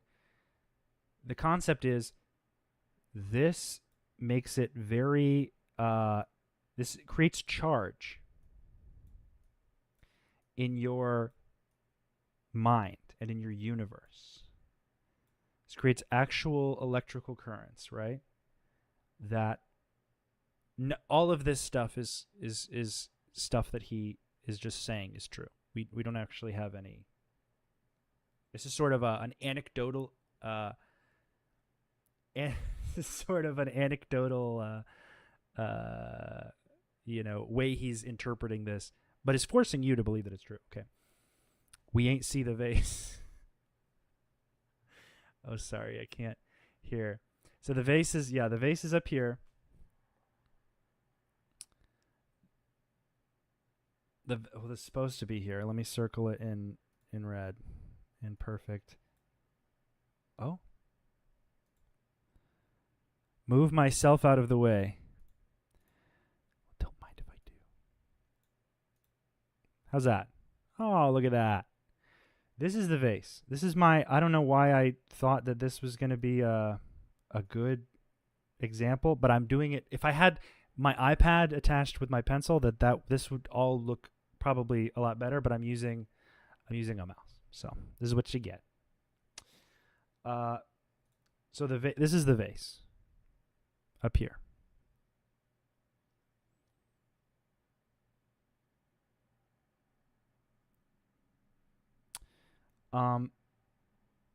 So now that this charge is here, somehow in Scientology's explanation, this then pulls in from the universe, from the void, from literally anywhere, and it's ambiguous on purpose, because there is no source of pain. There is no, and this is where all the bad things are actuating from. Like, you do something and that triggers, the spaghetti monster to then inflict pain on you. No, it's literally like a boomerang concept. You throw energy out and then it just, it scoops up and delivers back to you, presumably equal karmic kind of harm onto you. It is karma, is what he's explaining, but he's putting it in a way that sounds very ethereal and very detailed. But this backfires when you ask, what the 2-year-old did to deserve getting abused. Okay? Or, you have these outrageous crimes on very helpless and innocent people. Innocence becomes less subjective when you are talking about a crime that should be bad no matter who commits it. You know what I mean? So this overlooks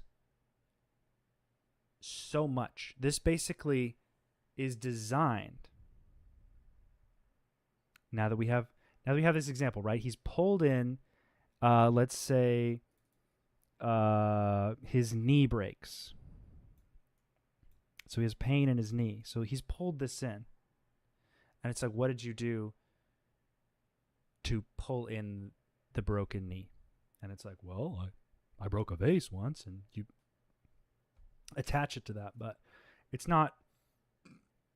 never consistent, okay?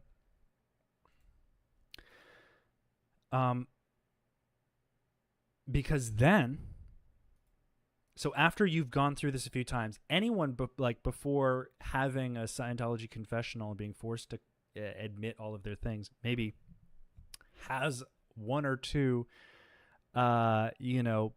pretty big things that they feel guilty about. And, there is relative research done on relief that is caused from people confessing things that they have kept to themselves, right? Which doesn't equate to universal space karma, but does relate to guilt, okay? Because now you have this guy, you have this person, this is you.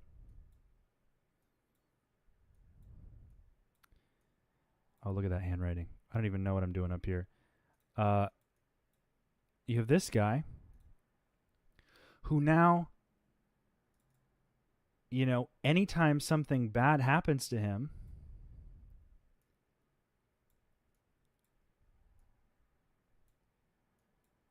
you have these expectations that are all connected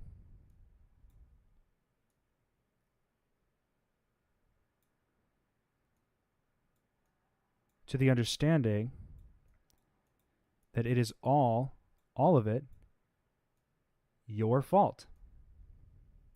You pulled in all of these things, okay? And what it does to human psychology to be so constantly anxious. You ever see, when cult members have those like wide eyes and they like look at you like, yeah, no, absolutely. Yeah, definitely. Like when you see that on a person, that's actually been studied. And it's related to exhaustion. And I learned that from reading this. I'm actually not done with this book, but I've read her other book. This is a book by Dr. Janja Lalich. Come on. Well, Take Back Your Life. Take Back Your Life by Janja Lalich. She is an incredible, researcher and I'd say a pioneer in the understanding of cults and how cults manipulate people. And there's a lot of incredible stuff in here. Like I'm sure if I even this has so many incredible pieces in it. I highly recommend to every ex-Scientologist that you read. If you got in later in life, I would say you can read this one. And if you were born into it,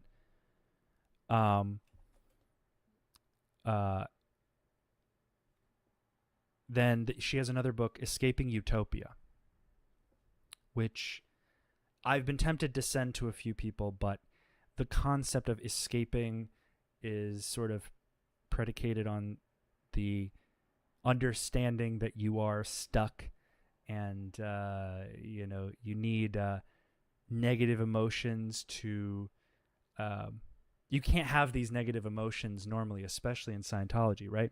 So like these bad actions are then predicted, right? Then you're like, well, I know that I know that bad things will happen to me if I do bad things. Okay? So then you become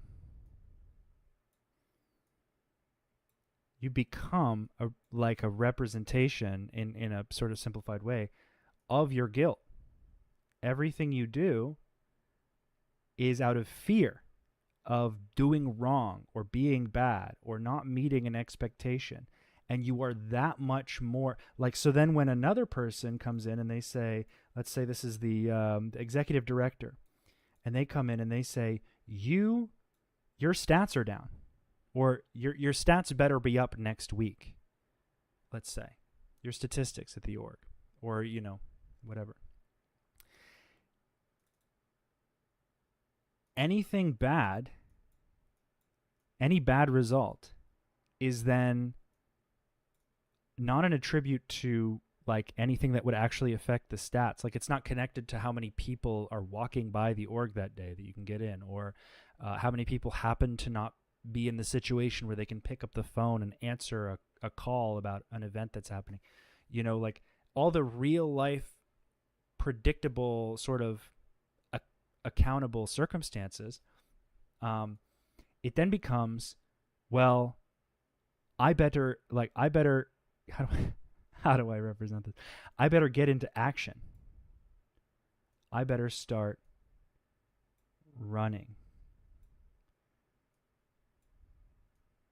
Like that's my running guy. I better do something out of fear or anxiety that the negative reaction, because if it's caused by you, who's going to change it? So they get you in that cycle. Like your guilt is then, which is natural to humankind. If empathy is natural, guilt is just as natural, right?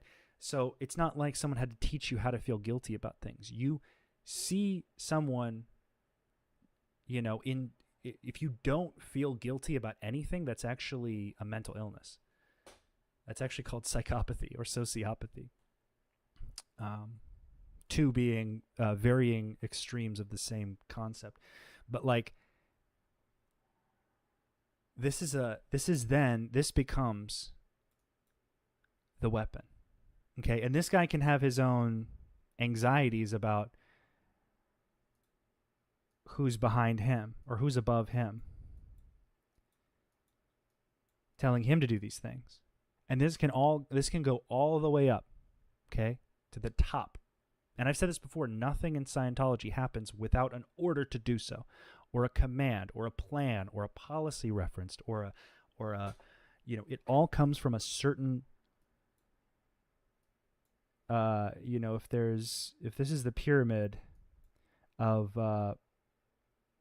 participation in Scientology. Oh, sorry. If this is the pyramid of levels of participation in Scientology, you're going to get most of your orders. Because let's say you're on staff, you're about down here.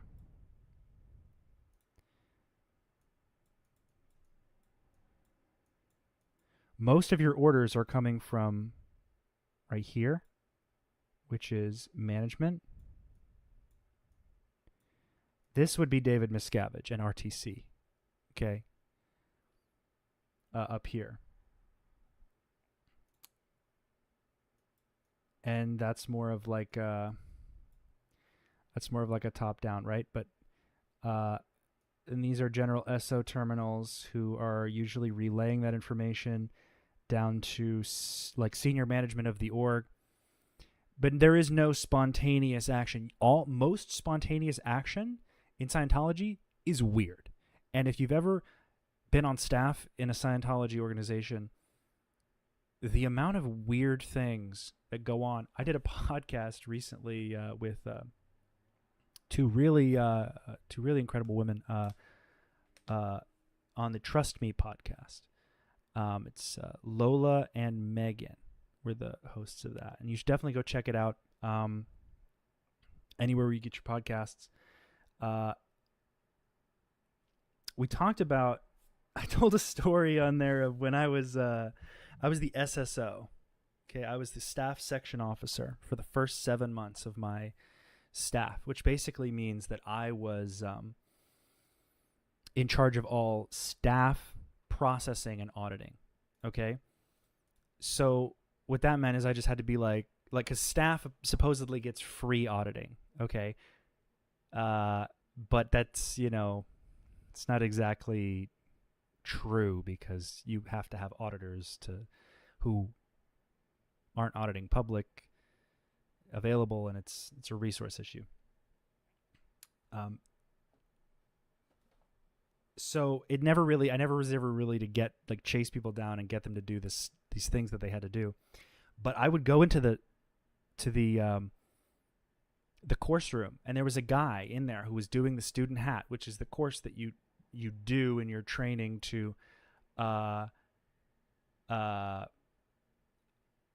learn how to comprehensively clear words and do the word clearing and looking up, whatever, and learning all of these pieces in I guess in the standard way, right?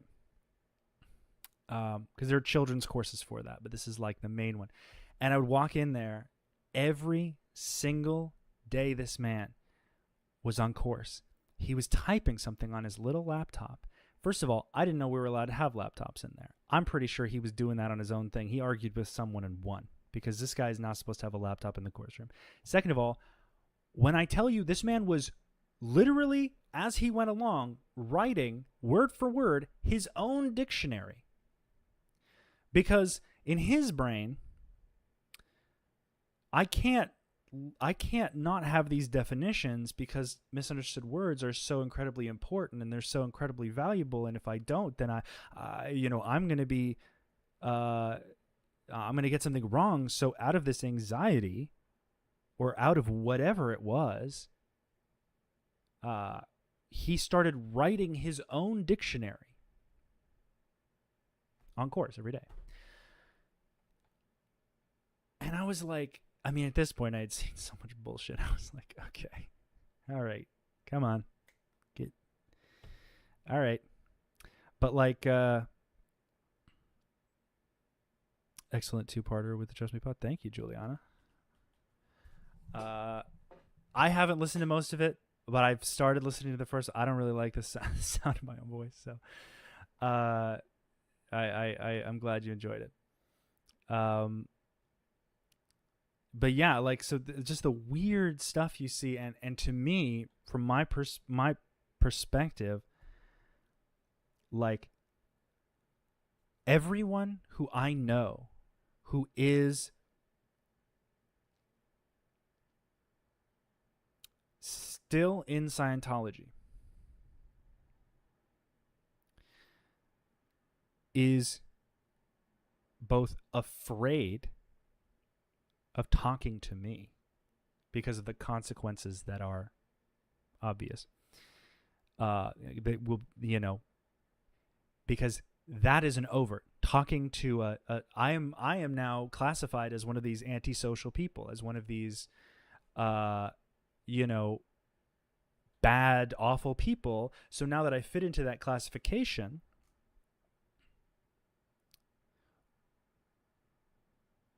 the fear is just automatic in these people's heads.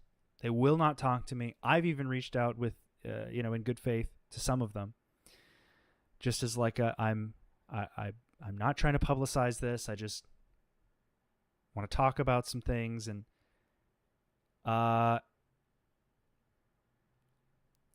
I've noticed from this that it becomes, then the fear starts to turn into this hatred / angry, shame, guilt thing where they're mad at me because I'm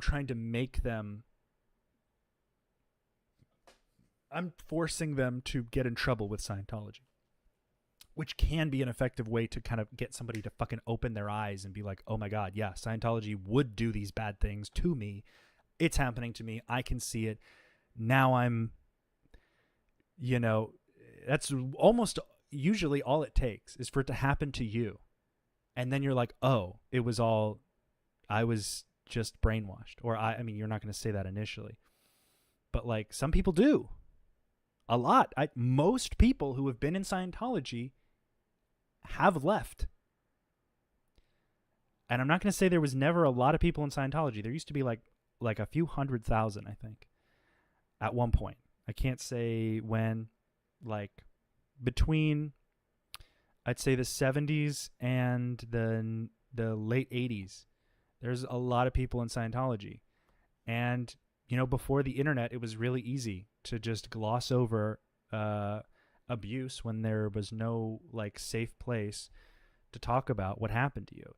And then people come out now that the internet's around and they can have a consensus. You can see, oh, this person went through something similar I went through and they had it way worse. So I can either ignore it and continue to do this ambiguous contribution to this, idyllic system that has not a lot of basis in reality, or I can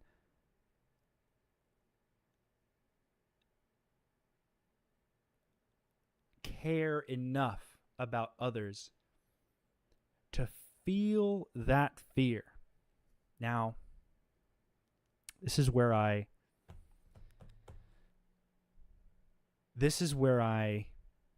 lose people. And by people, I mean, this is where I fail to feel like I'm an effective deconstructor, or not deconstructor, used to call it disillusionist. Like, someone who goes out of their way to like help someone realize, and I've been asked by a few people if I can do this, but I can really only help when they're mostly there. Because one thing I find myself excelling at is getting people to understand the gravity of like what they're doing by going up against Scientology, and in a very personal way. People can say, oh, I'll fight these guys. Oh yeah, no one's going to show up to my house. But that's really the sensationalized aspect of it. They don't do that as much anymore as they used to. They will, if you're public enough, they will attack you. Absolutely. But like, I find the biggest after effects to be, shame. Like mountains of shame, mountains of feeling like you're stupid, feeling like, there's nothing left. Like my whole life was made up of this. Like, how can I, and that's a lot for people. That is honestly enough for people to just switch off, and just continue the motions and keep sort of feeding. Because if your whole self-value is attached to how far you've come in this group, which it mostly is when you're in Scientology, when it all goes away, and especially, I mean, in something like my case where everyone I knew and everyone around me, like I had maybe 4 friends who weren't Scientologists, 4 good friends. Everyone's just gone and it's silent, and that they hate you. You do feel like you're on your own, and you're not how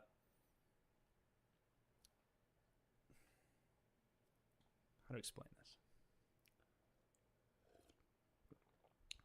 It's not what's happening to you that becomes the problem. It's how you feel, or the absence of feeling. And I think I talked about this. Oh, hey, Catherine, what's up? You just reminded me. I talked about this with Mike Rinder on a recent podcast of his. A great conversation there. I'm definitely going to do some more of those. But like,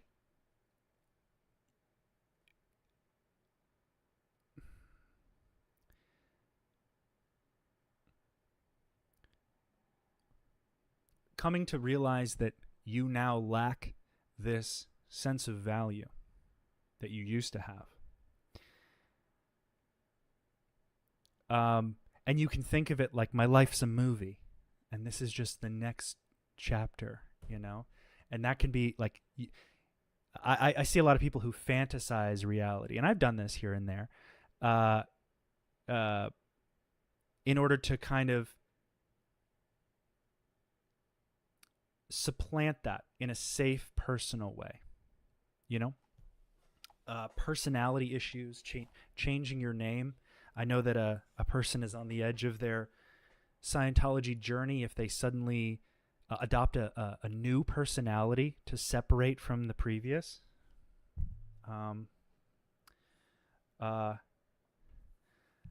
I value, I say for me, iconography has been important, like defining myself by a set of principles that I value, you know, or that I value.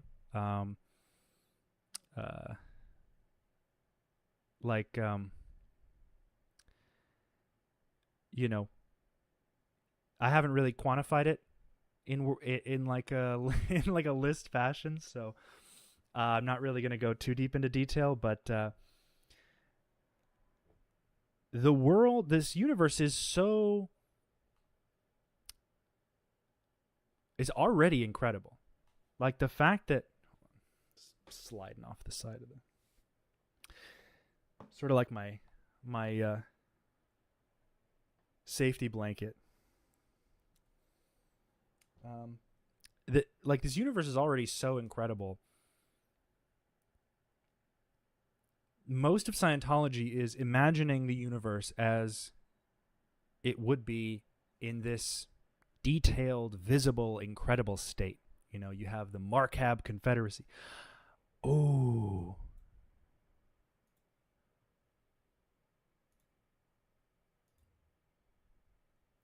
I have an example of that.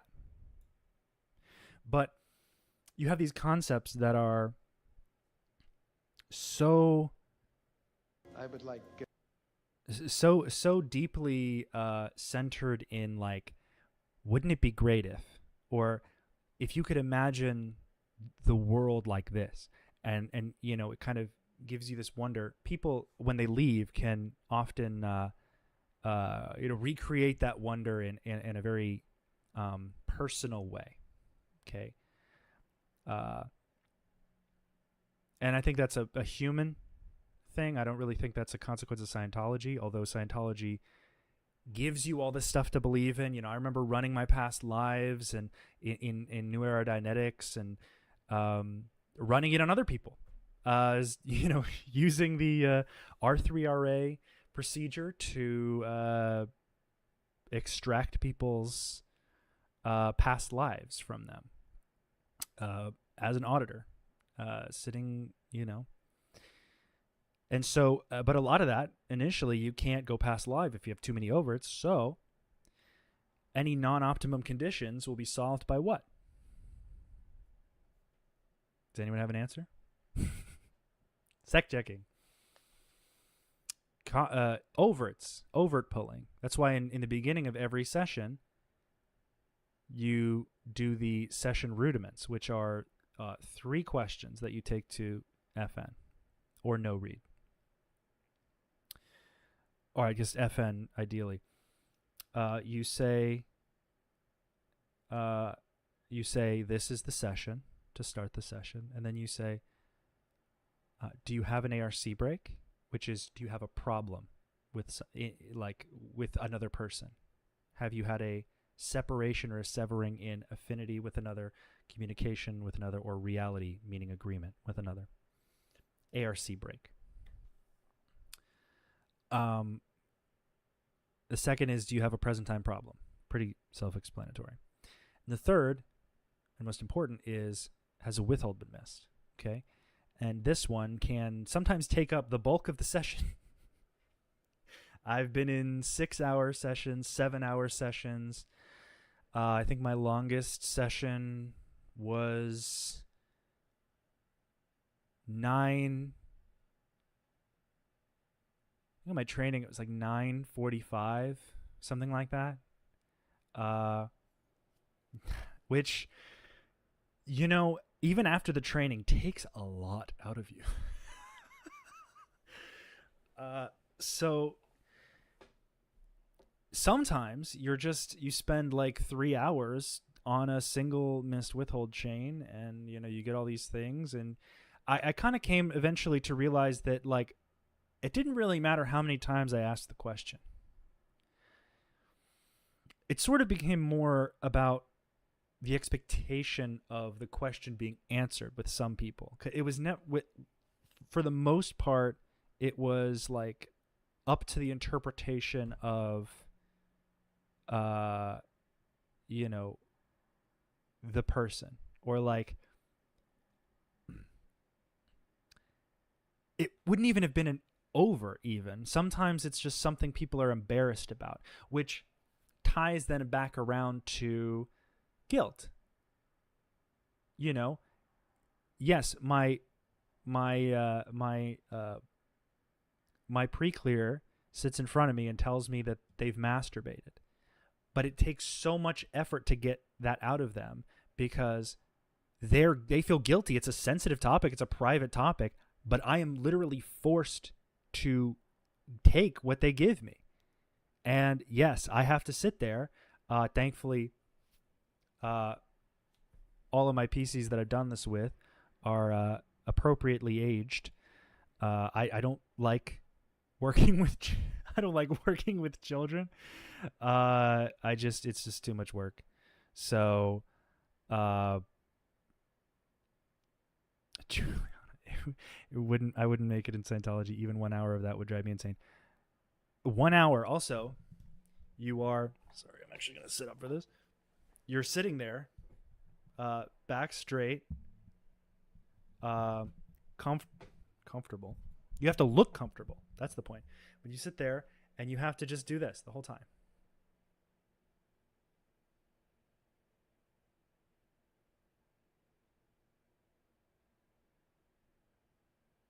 Do you have an ARC break? On the question, do you have an ARC break? Has anything been suppressed? It's like literally for as long as it takes until your pre-clear falls asleep. And then you're just kind of like, then you can kind of correct your notes or something and repeat the question. Anyway, but it kind of circles all back around to guilt, because it's like you're in the session and you're gonna feel guilty because, like, you're expected to have crimes, like everyone's kind of feels guilty about everything, even though, like, L. Ron Hubbard says that, like, man is basically good. That's the Scientology posters, like, man is basically good. However, has committed egregious crimes for the past 1 trillion years and must atone right now for all of that by unwavering devotion to this group, that you won't even really have evidence that everything you're doing matters until you're dead and you come back.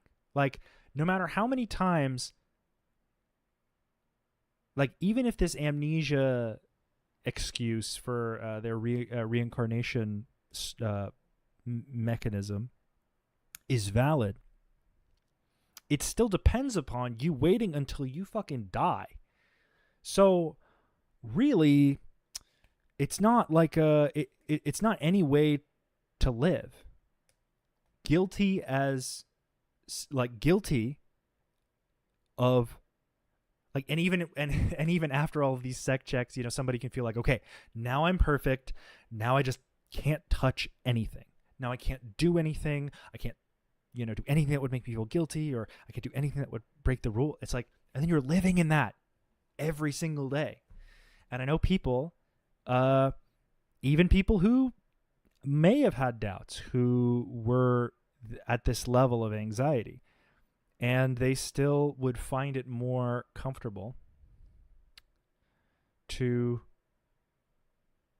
have any community than no community at all. Although there is a very large community of, you know, making up the remainder of human beings on planet Earth, and, you know, billions of people, where you can find like maybe 6 like really good ones, you know, and you'll be fine.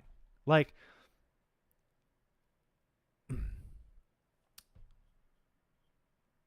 it sounds lonely until you consider that you don't really know how free you feel until you're out. You don't really know how deep and impactful that separation from this total control can, like, literally change your whole brain chemistry in a way that, like, you know, sort of brings the rest into clarity, you know. Sure, I had every year I would, you know, sit with my family around the Christmas tree, and we'd exchange gifts, and you know, I have good memories from that. But these are small pockets of you know, value that's hard to separate, you know.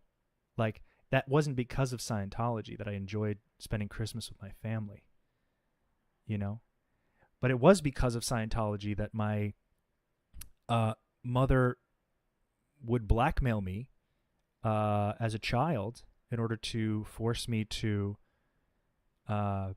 attend course, like to go on course as often as possible. So you see, there's like two halves. there's a couple different things. Keep in mind you're a frog in the pan and it's heated very slow. Yeah. That's a lot of what it's like. And once it's boiling, they put the lid on, and you're like, oh my God. But they just tell you that the lid is on.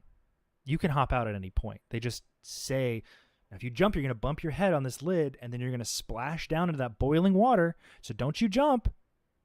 You remember all those other people that jumped that you never saw again? That's because they died instantly or got cancer. Like, you really got to do a lot of intellectual gymnastics to, you know, outmaneuver the person manipulating you in Scientology. And if you're being manipulated in Scientology, it is not always easy to see, especially because of the love bombing, and that there are people in Scientology who are perfectly, like, normal seeming people who have normal lives, who sort of casualize the participation, you know. But negative emotions, you come to find out, are manifestations of bad things that have happened to you. And these bad things that happened to you only happened because of you.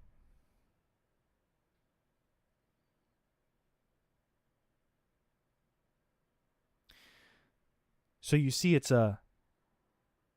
and that's where the self-sealing system comes, because, like, if you can just say, oh, well, I would be a bad person,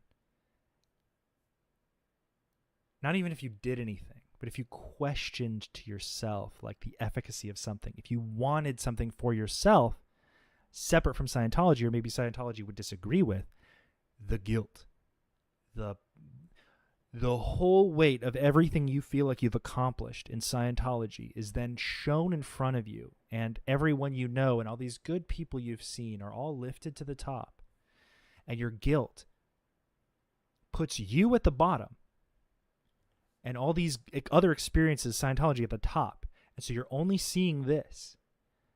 Okay? The next time you think about leaving Scientology, push past that top and think about your fucking self for once in your life, or you will be depressed forever. Or you'll just keep going in a circle. You'll just get better and worse and better and bad and better and bad and better and bad. It's like, he even in this isn't going to be surprising for anybody else. What the hell is going on here? Oh, my my monitors aren't like set up level. They're like ones up here, so I'm like constantly trying to. The formatting is wrong. I knew I'd get something wrong. That's not what I meant to bring up, but okay.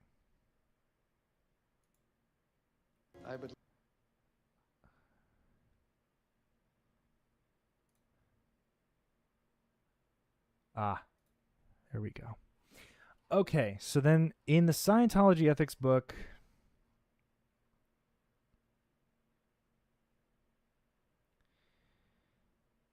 which will send a shiver down the spine of any ex-Scientologist, just hearing its words. You can smell the green bookcase, like the book cover. You can feel the indentations on those, of that weird bearded Santa judge man on the front.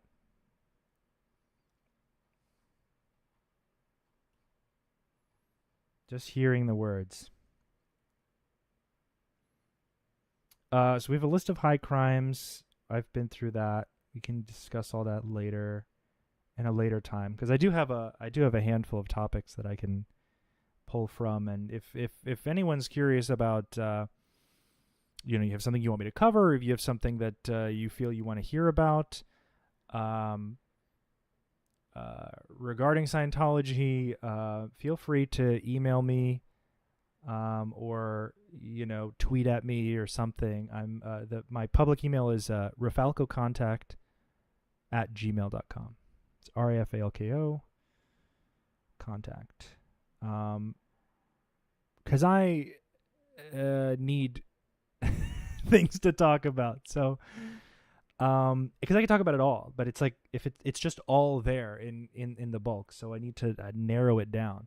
So I recently asked some people for some help, and somebody wanted to talk about sect checking, and that kind of led me down this road of like, well, what is sect checking if not an extension of the arm of pseudo-productive justice in Scientology? Why do I feel like this isn't even the full book?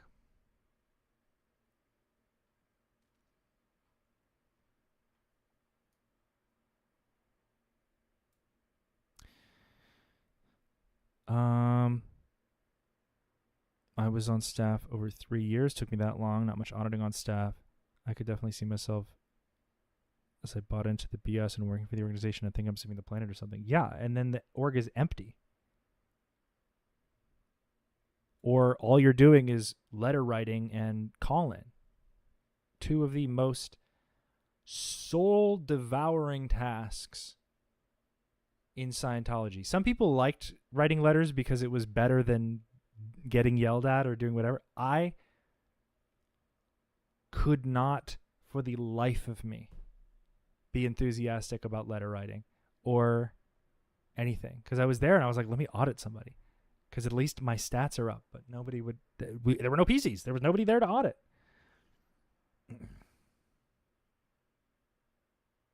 What do you know? Right here. Relief is what this is called.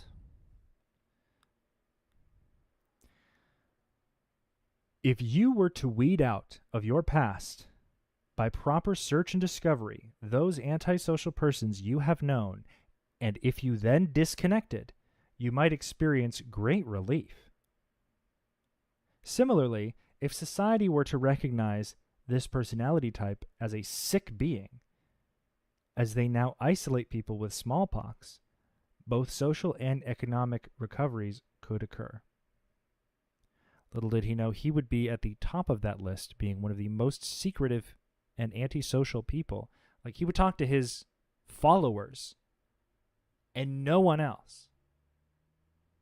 Tell me how that's social. Because he was writing books? Please.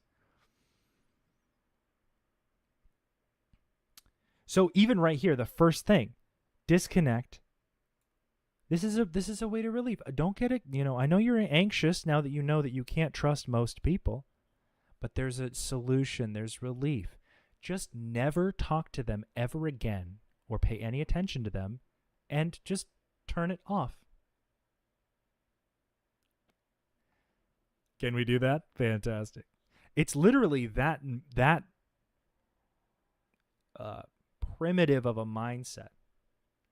The reduction of your own memory, like you're just suppressing everything all the time. Like, it's I watch this happen to people in real time, and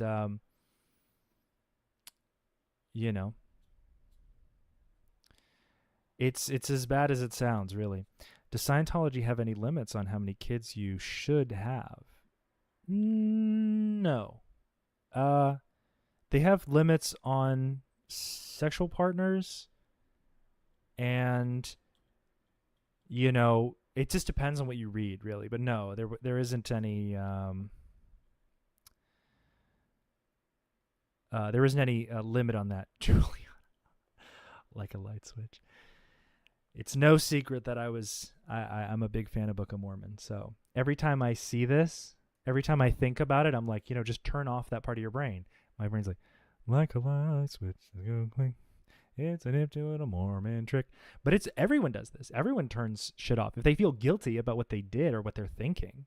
But that's what I'm saying is, like, Scientology will make you feel like shit and hate yourself until you do what they want or what L. Ron Hubbard says you need.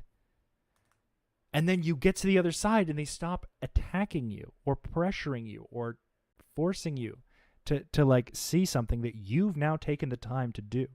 It is literally just like,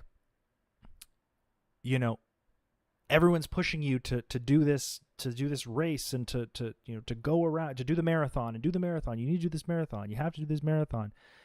And then you're in the marathon. It's brutal and everyone's pushing you through, and however many miles later, and you're done, and then people aren't immediately telling you to do the marathon.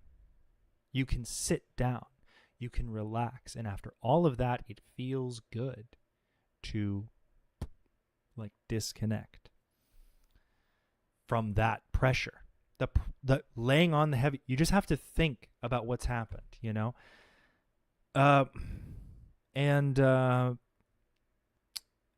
guilt has a huge part to play because it's literally built into every aspect of Scientology. Everywhere you learn it, you're learning overts. Even on the OT levels, where you find out that none of your past lives are yours, but are the lives of these other beings who are attached to your physical body.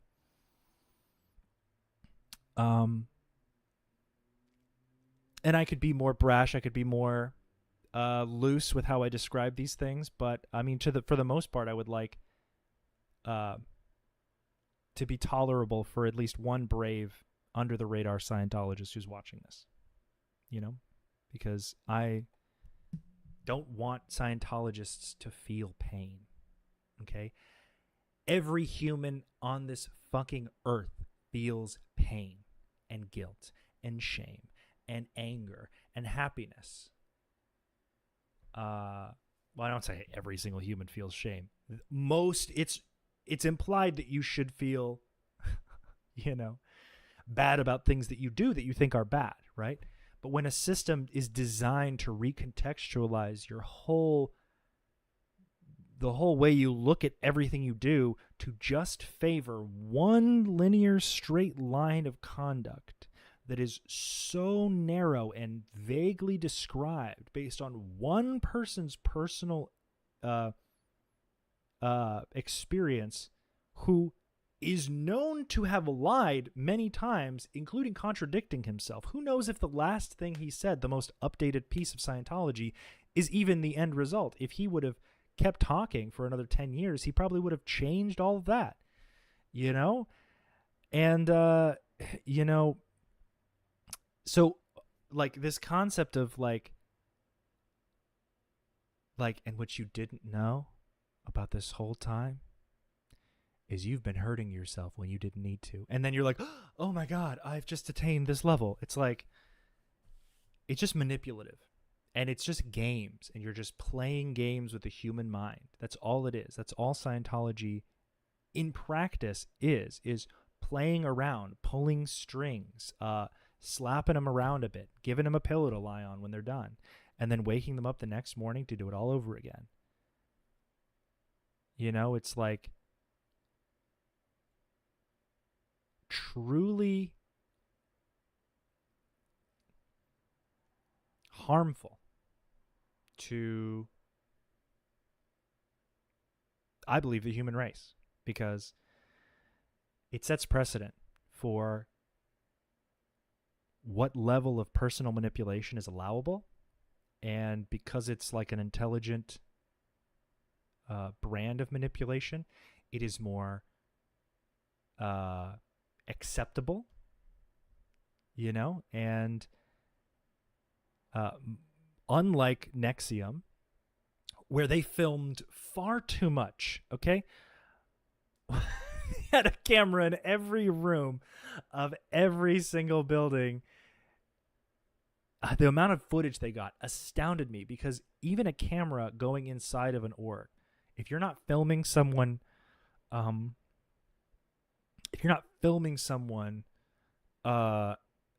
graduating from something or completing a course, you are not recording in that org.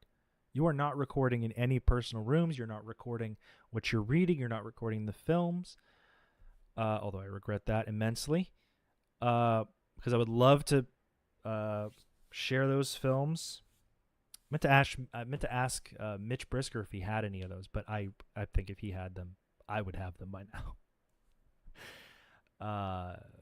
So someone at some point, the films are going to get leaked, and that's going to be a journey we'll go on together. Because wow, it's just there are no. It is not a good thing to sort of publicly talk about what you're doing in Scientology, because Scientologists have this concept of reality, which is they redefine reality to just be something that two or more people agree to be true. So you and I say ice cream is sweet. That's that is reality. You know, that is our reality. And if you want to say somebody is wrong or stupid, you would say, you would compare their reality to the ideal. Or if somebody thought something was crazy and insane,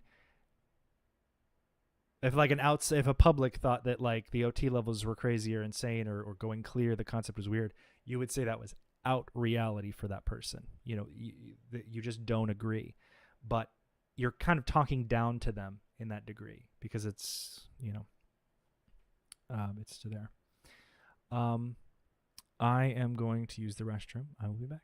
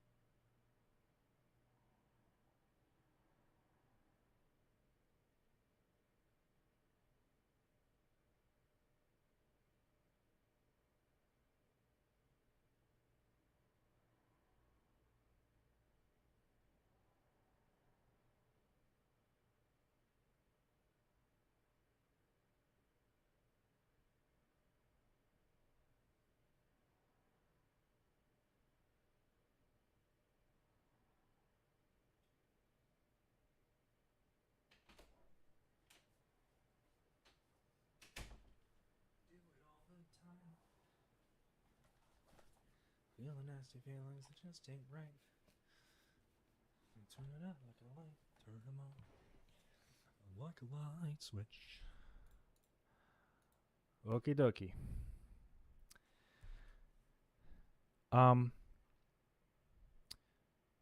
So this is sort of where we're at with Scientology, is that, like, how do I get a, because, like, I think about how do I talk to a Scientologist who knows I'm a suppressive person. I'm a suppressive person. Who knows I've been labeled a suppressive person. What is a suppressive person actually? If not the antagonist in this dramatic story that can literally be chosen out of anything. And people can be mislabeled suppressive people, which alone should abolish the efficacy of the tech. Oh, someone applied it wrong and this person was declared unjustly. Okay. Would that not? So take every single person that person has ever declared, and it should be brought back into question. That's how society, delivers certain justice. But not Scientology. Scientology is better than society, they say. God. Yeah, it's activity, it's anxiety, but I'd say it's mostly guilt, especially when you're born in it. You grew up in it. It's all you know. There's this like security and this organization that you feel makes sense to you, and it's like, yeah, it's humans by their nature, by evolutionary record, have incredible abilities to adapt. I was listening to some of these lectures that I used to listen to, and it was fucking with my brain a little bit in the beginning, and I was like, it's funny, I get exactly what he's saying in these lectures, not because it is true or it makes sense, but because I spent my entire life making it make sense. And that the anxiety that I had, the pressure that I was under to make it make sense, or to figure it out, or to structure it in a way that attracts me to it, or the pieces of it, Some people don't like all of Scientology. They like the messages, or they like the good stuff, or they like the auditing, or they like what they've seen happen when they use it. Okay? Which is very, very anecdotal, extremely subjective, although they would disagree. So it's like, I made all this stuff make sense. So when I hear it, it's very much like, oh wow, that's what I used to think. It's not that it actually makes sense. Because if it did, he would have been an actual scientist. So let me see if this is it. There's a lecture. We're going to listen to a portion of this lecture. I'm sorry in advance to anyone who was forced to listen to this lecture a dozen times for just about any ethics situation that I think I found myself in. They were always like, oh, just listen to the entirety of the State of Man lectures. Okay? So this is just a piece. I don't have all the materials on hand, right? So I know people who do have them, but I don't want to, I don't want to steal everybody else's collection, because that'd be a little. I have no personal value beyond education, or educating others to use these things. So I don't really want them. I had a whole set of a bunch of stuff, but those are in my parents' house, along with all my other stuff that I never got back. Here, just gonna make sure this can be heard. I don't know if this is exactly. This is just kind of. So you're a Scientologist, right?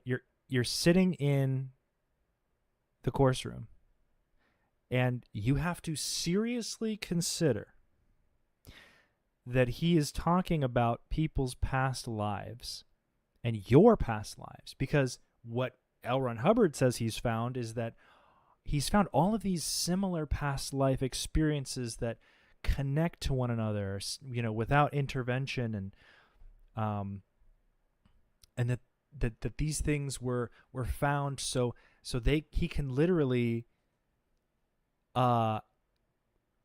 basically tell you what your past lives are, or he can kind of relate to these historical events pre-Earth, or pre-Tegiak. Which, again, probably a lot of low-level Scientologists have never heard of Tegiak or find it like, oh, he thinks the Xenu story is real? I'm not going to listen to him. He's obviously brainwashed. But it's like, bro, you're the one who can't listen to fucking a dude on YouTube yap a little bit. If you can't even do that, how are you clearing the planet? Because I'm sorry, I am not the worst guy you're going to have to get through to clear the planet. Trust me. Try to beat your own record, I was mentioning this racetrack. About 19,000 years ago, 20,000, 30,000, 40,000. The Marcab Confederacy had a racetrack. And you were probably there. And See? You either have attended... And you were probably there. Which also establishes a camaraderie. I'm sure that there's a lot of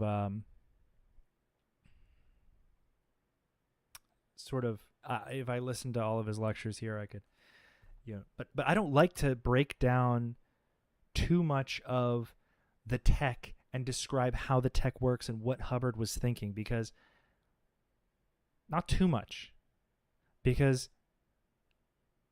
I personally do not believe that this man had people's best interest at heart for many reasons.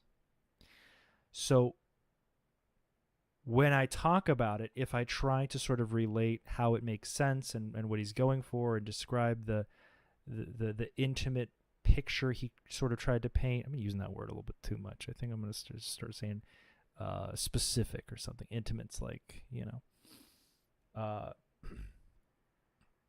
when I start painting, like people who do mock auditing sessions and things like that, in a certain context, I think it can be educational. But when you keep talking about it, you keep trying to figure out what Hubbard meant, it's like, okay, so you still want it to work. You still want him to be right. You want to ignore the writing on the wall, and you kind of want to be like, yeah, but what if he did dedicate half of his life to humanity? What if he was just a selfless person who happened to personally enrich himself beyond measure and then die insane in a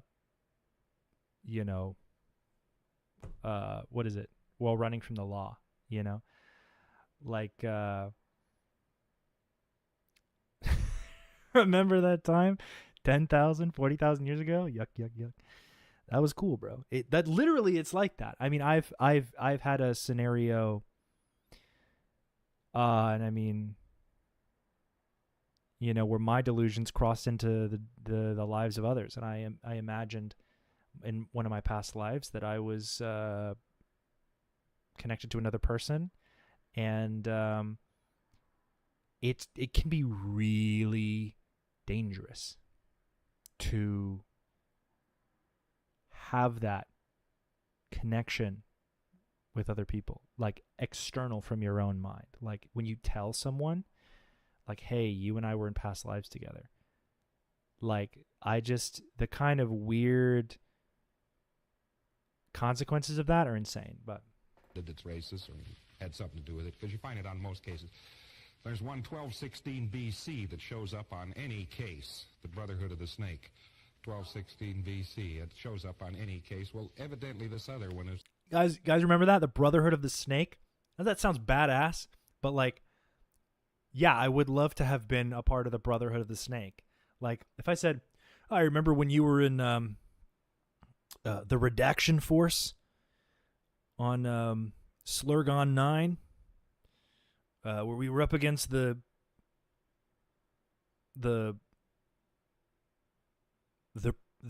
prodagulators, and they had lasers that would cut right through you, but we used our unhaculon blades to deflect those, so that was pretty good. You remember that? It's like you can just say anything. Anyway, it's the same breed of cat. Almost anybody going through the Marcab Confederacy sooner or later got mixed up with the racetracks. They had turbine-generated cars that went about 275 miles an hour. They ran with a high whine. I noticed they just now invented the motor again. And they had tracks that were booby-trapped with atom bombs, and they had side bypasses. The tracks were mined. And the grandstands were leaded paned. The audience, there's got to be kind of a no audience. You never could see the audience. And, they had loose sand sections. And they had slick oil asphalt. And they had ice sections and loose gravel. Any kind of hazard you could think of, a mountain if it went up to the top of and fell off, And, so I'm not even shitting you. When I heard this, when I was listening to this, in my brain I was like, oh, so that's where Speed Racer came from. This was a past life of the guy who made Speed Racer, and they're just, it just, you make it make sense. You do most of the work in Scientology. He did a lot of explaining how you should feel about what he has to say, and then you just listen. You just absorb the rest. You have to, the most you have to do in Scientology is, or the least you have to do in Scientology is commit. The most you have to do is everything else for the rest of your life, or until you're too broke to contribute. There was just more drivers killed. There was more blood pouring on that track, you see, all the time. I mean, it was always moved to 10, 12,000 years. This was the favorite sport of the Marcab Confederacy, apparently. If I'm stimulating you, okay. It's not done intentionally. You run into this sooner or later. You wonder, you probably often... He says, if I'm restimulating you, okay. Now, in Scientology, restimulation is the reenactment of past events, past painful or traumatic events into present time, okay? It can also be like misemotion. If you're freaking out about something, oh, you're restimulated. It's stimulating again a past problem, anxiety, panic attack, blah, blah, blah. Even this can be weaponized, because if you feel weird in the room while he's talking about this and you're like, what the fuck is this guy talking about? He can say, oh, well, you're restimulated. So I'm sorry, this is going to kind of like upset you a little bit, but this is something that happened. And if you're upset, it's actually honestly more likely that you were there because it's restimulate. Like it's so, you got to put a lid on every jar. And for every jar that doesn't have a lid, you just, so let me just get some paper and put it over top, and you get some tape around those. Okay, that jar is sealed. It may not be airtight, but at least you don't see what's inside. It's so even that. I mean, just manipulation. I mean, this dude abused his first two wives and let his second, third wife go to prison for shit he did. Because when I was in Scientology, I had no idea where Mary Sue was. No one would tell me where Mary Sue is. I asked everyone, and no one would fucking tell me. Come to find out, she's been in prison. Well, I think she's dead now. She got out, but she got out and then she was relegated to some place where she could die in quiet. But she went to prison. Third, thank you. Third wife, yeah. First wife barely existed at all. If you ask him, it's like a guy who will lie to protect his image and also happens to be the source of all of like the most important technology in the universe, like that uniformly works no matter how often you use it or how many contradictions happen to be existent in the tech. Like I'm repeating myself quite a bit here, but this is just, I'm kind of trying to you know, paint the picture of how Scientology weaponizes your emotions in order to get what they want, and why I believe that the main product of Scientology is obedient slaves. Manipulated people, but they act in such a way that I feel comfortable calling them slaves. And wondered what that needle-like tinging was in the back of your neck. Well, you probably wound up on the track sometime or another as a driver or something. Because nearly everybody, when he wanted to go to the devil, went to this track and became some part of its operating personnel because it was the fastest ticket out in a society which absolutely insisted that you live. The Marquard Confederacy's medicine was so excellent that an individual just couldn't die out of it, that was all. They would drag you back and fit an arm on, fit a leg on, fit a nose on, fit an eye, and they could give you artificial voices and artificial vision and artificial digestion and artificial everything else.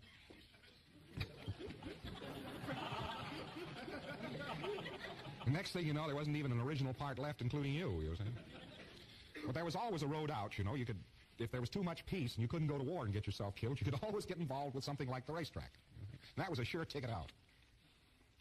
Well, one of these things of a repeating identity. This happened to me over the course of quite a while. I'd be doing something constructive and so forth, and I'd go play hooky. I'd get tired of that particular body setup. I'd go play hooky, wind up down at the racetrack driving a car, you know. And just the casual... I'm not listening to this anymore. The casual aspect of like how he like elongates and shortens context. No, I played hooky, left one body, did a whole other like lifespan, and went on the racetrack. Like he knew where all these things are.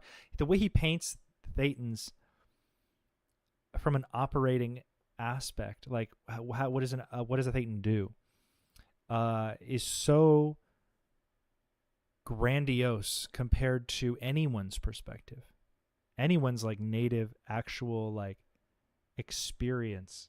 You know, you can say, once you learn this, you can say, oh, actually in my past lives I, you know, constructed a planet, you know, and I've had these experiences as well where I'm running a past life and oh, I'm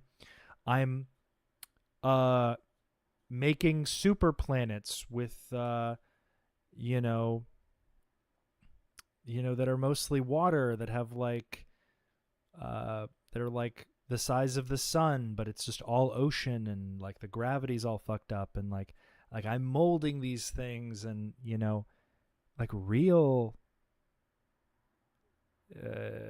imaginative things, right?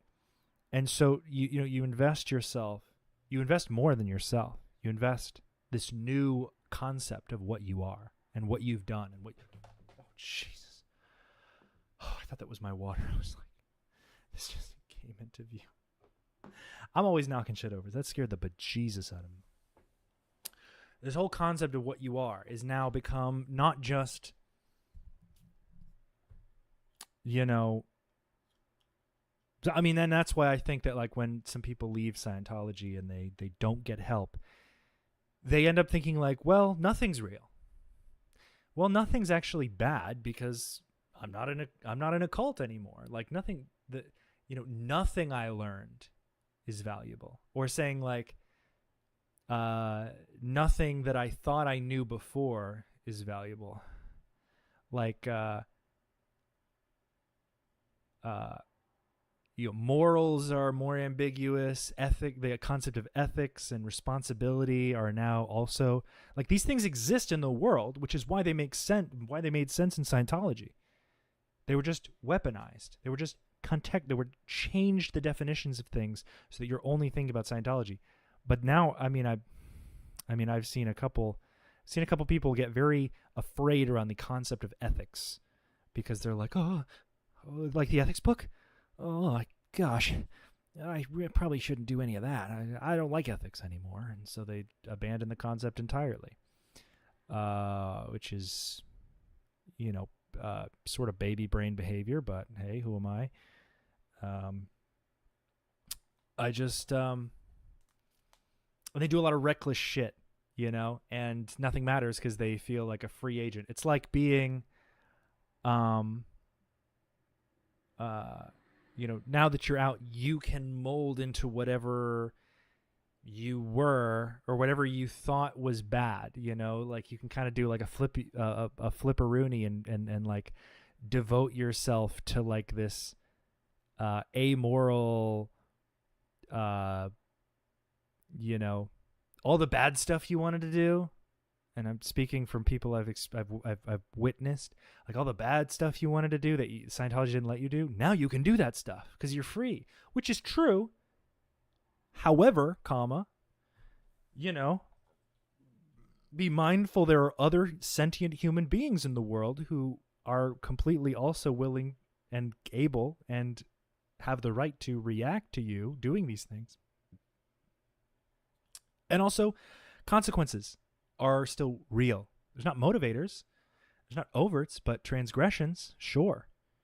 You know, these are concepts that are simple, which is why they're so easy to weaponize.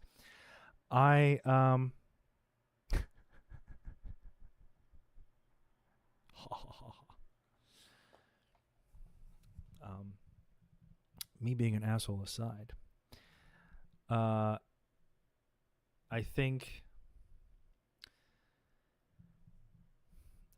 if you wanna really,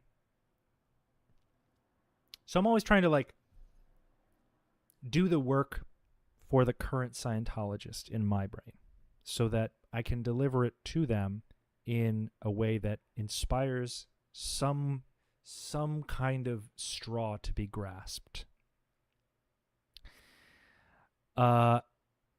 So that they can see, because like, again, if it were just that they believed these things to be true, reincarnation, past lives, you know, you could make an assumption that, well, the Earth isn't the oldest planet, so sure, in past lives I could have been on another planet. But then tying it to like so many intricate details and like, oh, and we can also systematically, basically, time travel, which is what he claimed he was able to do, and witness all of these things and go all of these places and physically disconnect from the body and go bounce around and make it sound super simple when it's wildly insane and needs like a shitload of evidence and proof first, which conveniently they're not willing to provide. Like, it's weird. The most workable tech.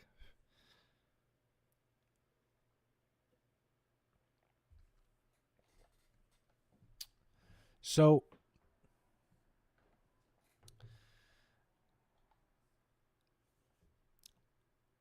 what more is there to say? Let me address the chat for a bit. We'll take a little break from this and we'll address the chat and I'll answer some questions. If anyone has anything they want to say, ask, yell at me, criticize, any of that. I'm not your ethics officer.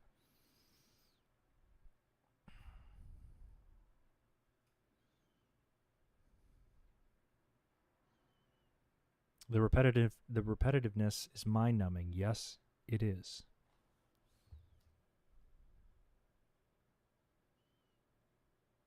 PK, thank you so much.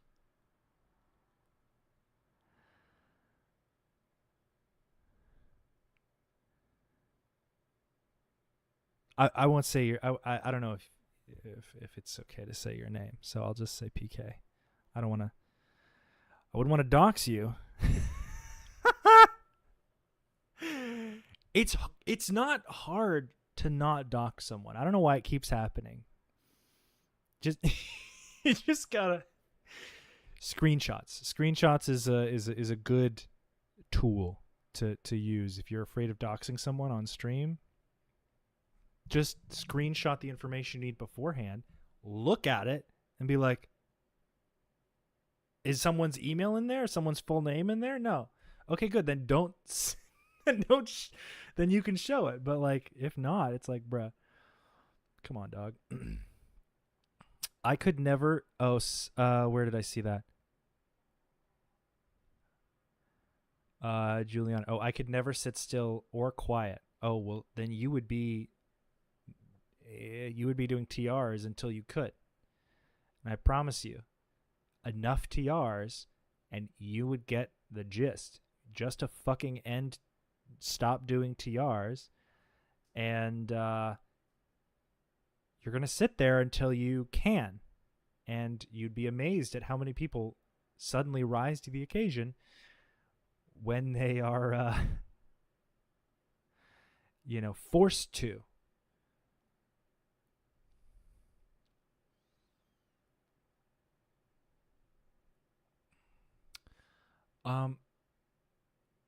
Alex said Scientology also had a bigger grip on the internet than they do now. Yes, as we were talking about prior to the internet, like late 80s. Yeah, when it was easier to, when less people used the internet, which, now it's like a fundamental part of our everyday lives. It didn't used to be at all. Except people screenshot and don't redact it. Yeah. Which is like, okay, so if it's that urgent, maybe you're thinking about things a little. Maybe your priorities are wrong. If you're that anxious to say something, you can't even account for not doxing people. Let's maybe take a step back. Let's take it one step at a time, huh? I'm actually curious if they'd break me and make me be able to sit there and doing TRs, or if I'd have a mental breakdown. Not that I'd want to find out. Yeah. I mean, they're like a mental breakdown in Scientology is just like they'll infantilize it entirely. You just get infantilized and then you kind of lock in, or you snap. And the other way, people, Stockholm syndrome. Not everybody snaps away from something, right? It's not that, what if they would, I hear a lot of people who when I talk about this with, who are like, oh, they'd never get me, or they say, oh, they would have loved me. I know this guy I work with who's like, oh, they would have loved me. I would have been so like the peak promoter. Like he knows it's bad, but like he's like, oh, when I was younger, I was so curious. I was like, man, they wouldn't be able to get me in, but if they did, I would be so good at it. And it's like, yeah, sure, but you're saying, would they be able to break me, or would I have a mental breakdown? Well, if you considered another option where during it you break the other way, where you kind of disconnect, and after like 13 hours of OTTR 0, or what is it, TR0A, eyes open, you'd be amazed, because eyes closed is you just have to not fall asleep, and then you're basically you can get it in like a couple hours. But 0A is eyes open, and that one's much harder because there are so many things in the room, and it's like peak dissociation. It's like it'll make you disassociate, like intentionally, because you're just sitting there and you're just.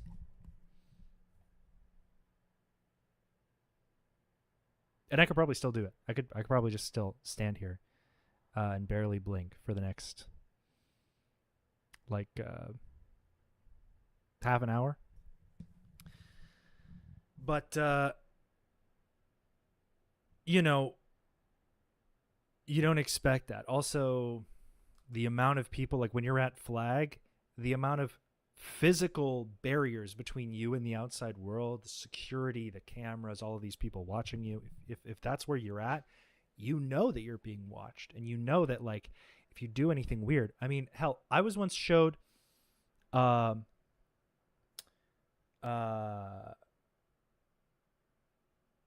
was once showed a picture of me holding hands with my girlfriend at the time, the girl who became my wife, and now we're divorced, but when we were dating, I I was once shown a picture that was taken of us holding hands that was taken from a secret black and white camera in the bushes down the street from the flag building. And it was printed out and showed to me, and it was horrible quality, but I was like, what is this? What is this? Who took this? Like, it kind of threw me off that it was like such a weird, secretive thing. Like, they have all these other cameras. We weren't hiding it. How did Scientology hurt you? In every way they could conceivably try. Yeah. So it's just, and the people I know feel guilty, that they have to hate me now. I mean, I'm sure some of them actually just didn't care. But I mean, again, the guilt becomes the fear, becomes the action, you know? So I don't blame them. I think it's a bit, I think it's like putting your weaknesses on the forefront to block out a whole person in the effort to handle them. Like, I'm still here, and I'm talking to way more people than I was then. And, you know, it doesn't seem like a confront and shatter type solution, you know? So, you know, maybe one day I'll get my own website, or one day, you know, my parents will sit down in like a curated studio and they'll be like, he was the worst person we ever knew. He would start fires as a child. He almost destroyed the house. You know, like,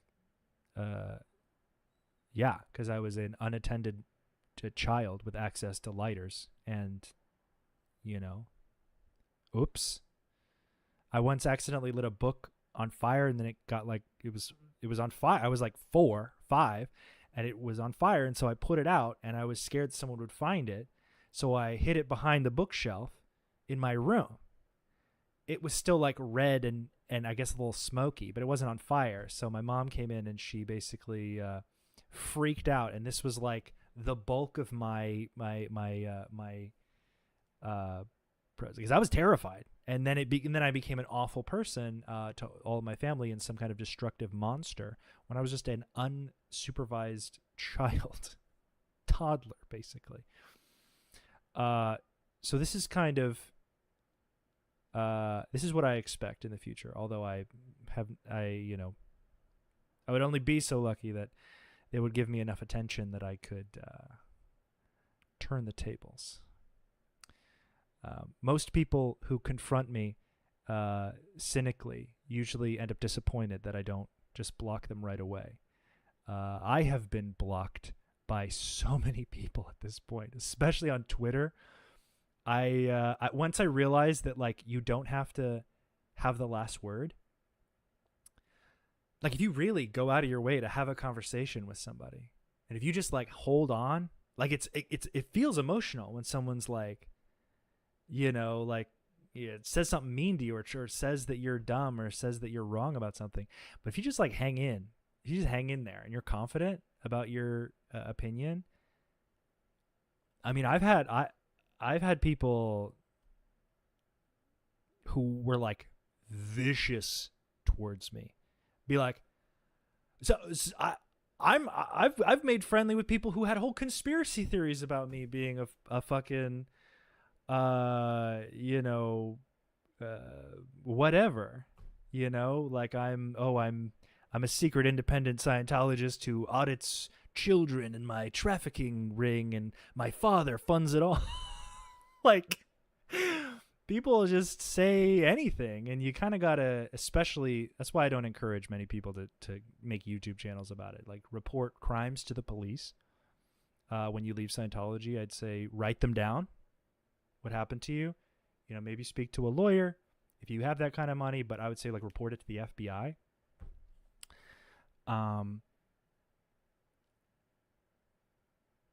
No, no flame shame. Pyros like the pretty colors. And I was a child. Yeah, of course. Fire cool. You know, like, how hard is that? Fire cool. You know, and then I learned by literal trial and error, fire cooler if not spread and in one place. If fire everywhere, big bad. Not good. Not good if fire everywhere. Fire in one place. If fire contain, good. Scary, but good. So that's kind of like literally learning from scratch.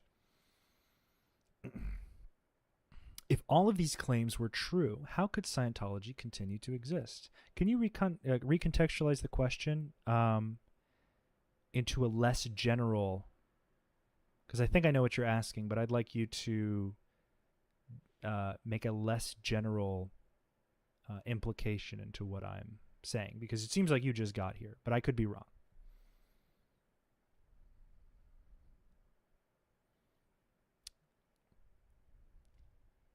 I'm and again, fully willing to have these conversations. It's an interesting. It's a question I'm ready to answer. I just want to make sure that you are asking the question that you want to ask.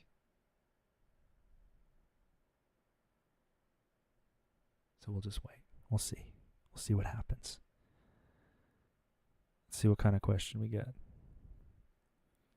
Take trafficking, for instance. If Scientology were doing that, how would they still have a church? Well, that's a great question.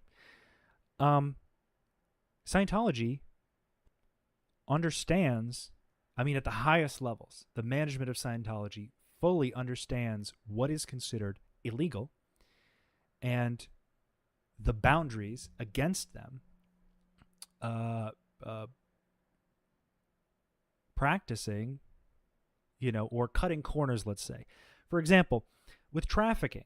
Now, there are many instances where Scientologists have been trafficked either by management, and what that means is they've been moved from one place to another to be put to work for very little to no resources provided for them. This is just simply like, hey, you're going to be moved from here to there. And this happens with children. I was trafficked as a child. I was sent to a Scientology run school where I did manual labor for both the school and friends of the dean of the school. We were repainting his house, you know, literally moved someone from one country to another, or for like long distance, held them in a sort of a centralized, controlled location for the purposes of labor. And then, you know, I was trafficked as an adult as well. And I've seen whole families be moved from like Kazakhstan to Atlanta, be putting up in like one apartment, like one room in an apartment, like a family of 5, to do full jobs for Scientology for almost no pay. Now I see what you're saying. So your parents moved you. I can't do the work of defining the legal definition of human trafficking for you. I'm going to need you to catch up. I'm going to need you to clear your words from a legal standpoint before you make assumptions on the defense. Like, you are going to be defensive. I need you to do a little more work than that. Okay, kiddo? All right. So Scientology has billions of dollars in reserves for legal defense. Okay? They have everything to lose if they cannot provide evidence that they are doing things that are for the public benefit. The tax-exempt status, there's a reason that churches have a tax-exempt status. Okay? Now, whether or not they want to acknowledge that they give a shit about these people being trafficked, whether it's like, even if it's not like a systemic order, like David Miscavige says, you have to start trafficking people. The individual instances of trafficking are not isolated.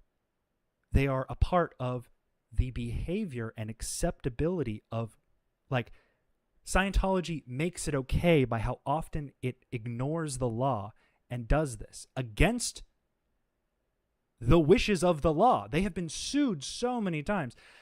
I'm not also gonna and see, you're already typing, like you already got a whole nother thing ready to counteract me, but you're not even listening to what I'm saying.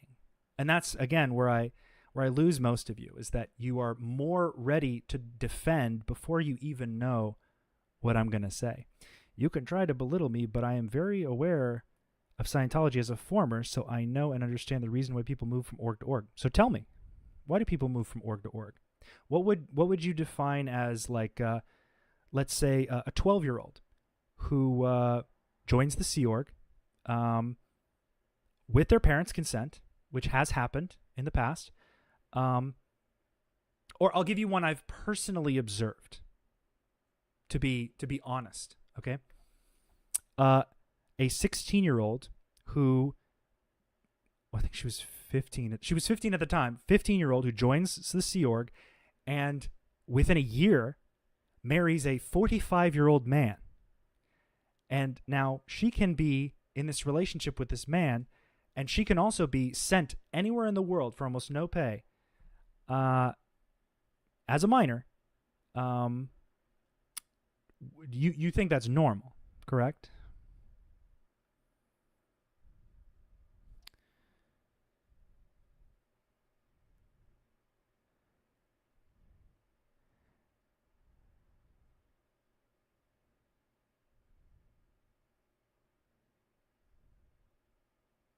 I know what you're not telling the audience. Why don't you tell us? Why don't you reveal the secrets?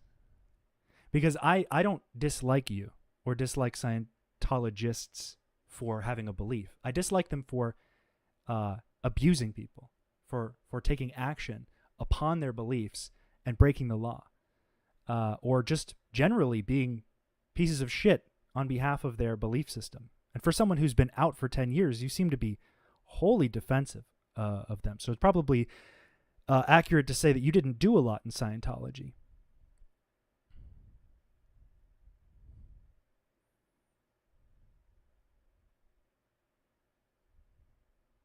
The rules have changed within the organization that prohibit anyone from under the age of 18 from joining the Sea Org.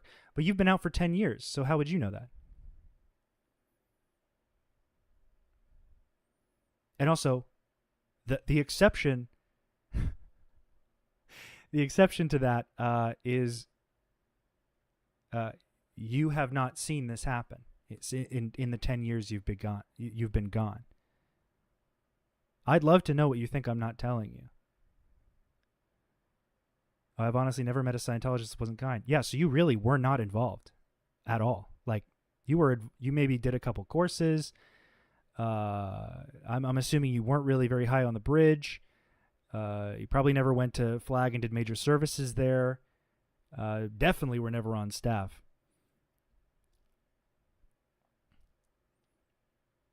I have family. One of them was the reason the rule was changed. So instead of losing their tax-exempt status because they were putting minors in danger, they just changed the rules. So we should just forget about the crimes that they actually committed before they changed the rule. That's a great logic. I might be misinterpreting if that's not what you mean.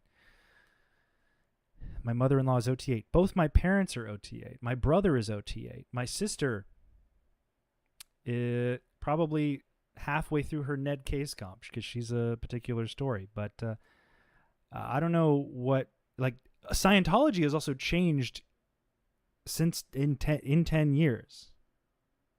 If you didn't know that. Again, you have the benefit of total anonymity here to sort of leverage this sort of a perfect scenario that you think is going to stand up against, like, I'm right here. Anyone can sue me for defamation because I'm telling lies. But shockingly, no one has. One could argue whether they were in danger. He never felt in danger, but he start He did start when he was a very young boy because the father was in the org. Right, so he was a cadet. So let me ask you, should these children have had educations instead of becoming cadets? Is there no truancy laws that apply to them as children, or truancy penalties that could apply to their parents for withholding them from being in school? Just like separate from, well, you never learn anything in school anyway. Like, that's something I could ask. Or you can ask, what part of oh,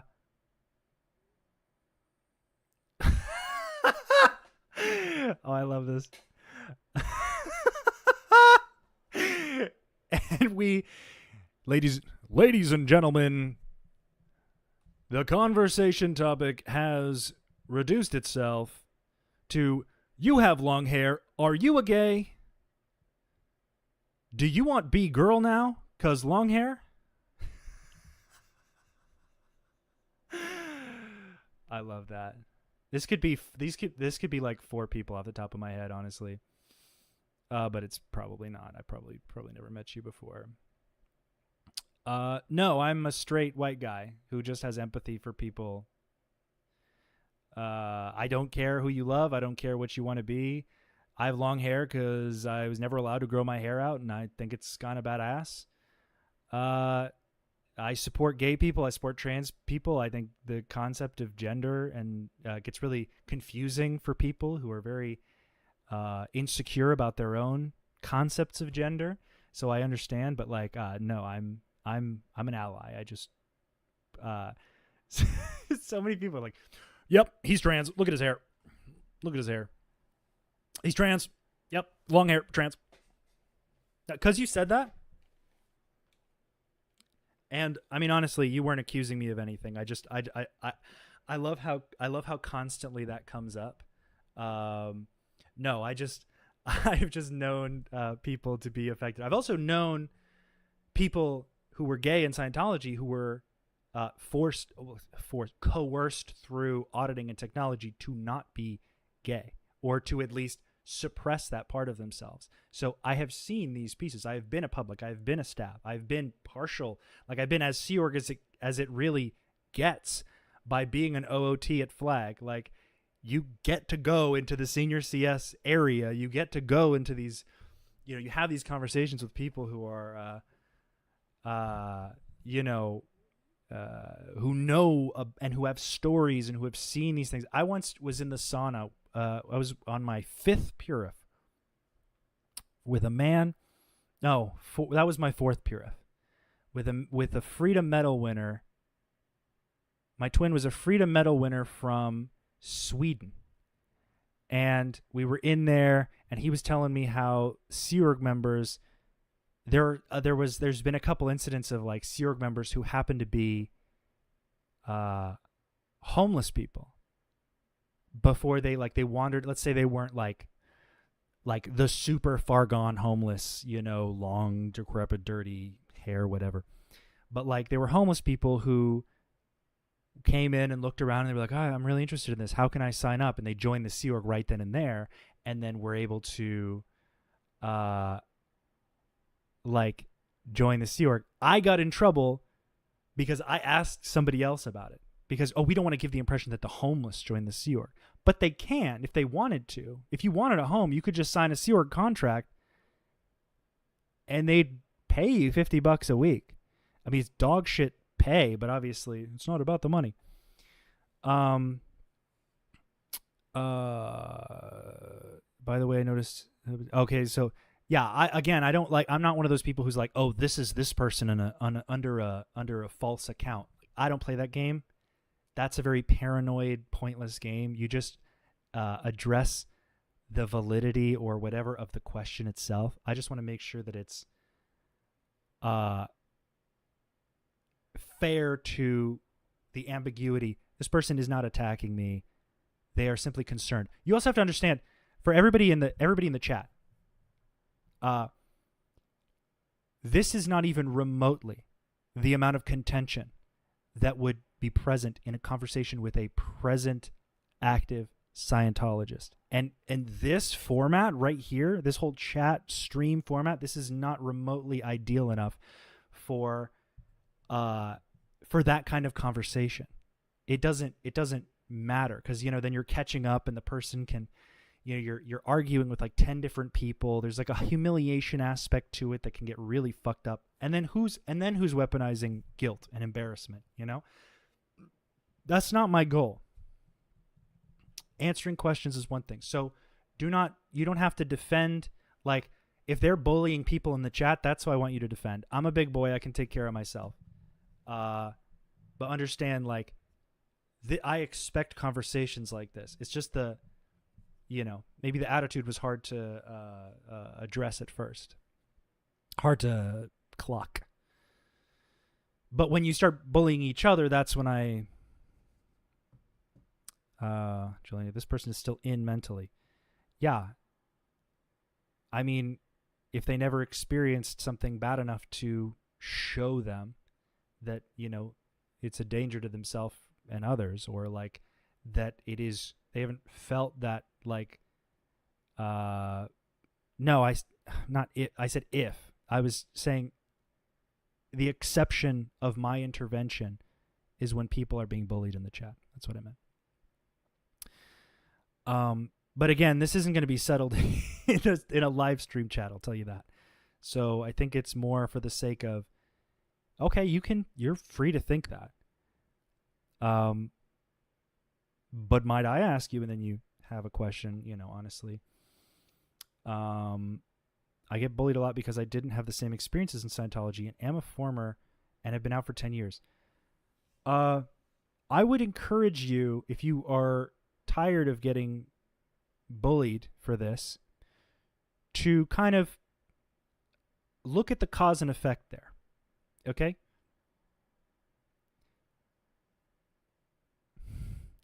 Empathy is very big in the outside world. Empathy is a very big reason why human beings have not killed each other completely yet.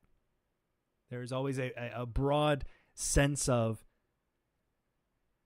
murder and torture and suffering is bad. So let's, help each other and, understand from another person's point of view, okay, how they've been hurt, and then take that seriously. You care that someone else has been hurt. You feel their pain and say, well, if that happened to me, I would feel bad. Okay? So that's sort of a very common consensus, okay? When there are a lot of people, yeah, but how much of that is thinking like a Scientologist, right? Because, like, yeah, I'm not a pussy like these other people, like these other fucking losers. I know children who are abused in Scientology. Well, they're adults now, but I know children who are abused. Should you not have empathy for them? Or is it all just like Scientology? It's all up to the person who does it, not to the group who protects them. There are pedophiles active in Scientology today, and Scientology knows about it and keeps them outside of the press and outside of law enforcement. You have no empathy for those children? Do you not care? Oh, they're just weak because they're babies. Who gives a shit, right? Or Catherine Olsen. No. Who am I thinking of? Reese. Reese told a story where she had a copy machine thrown at her by a superior, and then he held her down and choked her until she almost passed out because she didn't follow one of his orders. And he was using an LRH policy that said you can punch someone in the face if their stats are down.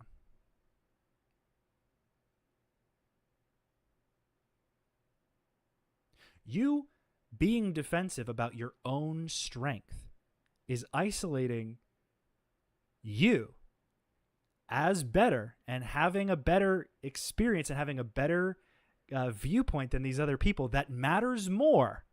You are placing a higher value on your experience than the experience of others. And my friend, that is the poison to empathy. That will reduce your empathy dramatically.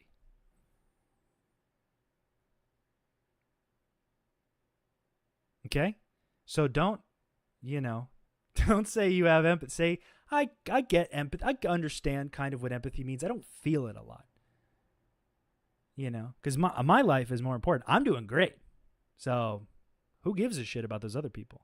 That's what it sounds like to other people. And if you had empathy, you would know that that's what it sounds like to other people. I would say if you're more empathetic, you would be able to see from another person's perspective. Okay, well, if I say that, like, guys, I don't know what all you wimps are yapping about. I didn't have any problems. You shut the door to empathy right there. And people are not going to be as sympathetic to you because you are not all that matters. Your story does not matter more than other people's. It honestly matters just as much as others, believe it or not.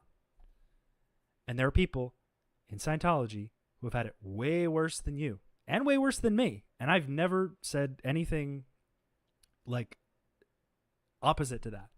I've said that many times. And that's why I'm doing this. That's why I'm sitting in front of you right now, because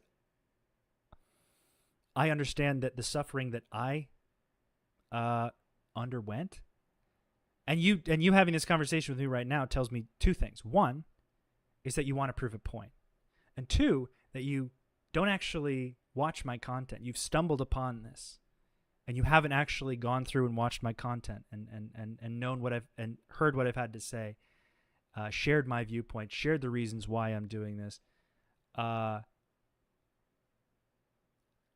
You shut the door for others. Like, and there you go again. You are going out of your way to shut the door on those people who've been hurt. We care more about the people who have been hurt than those who are doing fine, because those who are doing fine are doing fine. Does that make sense? The people who are not doing fine need help. Do they not? So what part of, like, it's that part of your brain that's like, yeah, but they do some good stuff, don't they? Yeah, like what? And what evidence do you have that it's good besides your own anecdotal experience? Besides your own, I saw a guy smile, he must be happy. I felt great. They were glazing me all day long. Man, I went did this book, they did applauses for me. This shit was great. Then why are you not in now? I might ask. That's my question. Why aren't you in now?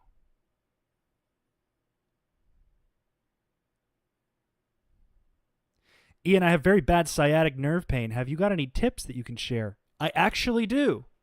Because I'm tall as fuck. And my back be hurting. I have 2 devices to stretch my lower back. Just don't sit as much. Don't sit too often. You got to stand up. You got to walk around and stretch your lower back. I got one of those Amazon back stretchers, and then I actually have for Christmas. Was it my Christmas or my birthday? My girlfriend got me an inversion table, which does not fit in my apartment. I do not have a large apartment. So I use that. There's actually one of the questions I had an answer for, believe it or not. But yeah, that'd be my question to you, bud. Why did you leave? Why aren't you in right now getting all the success?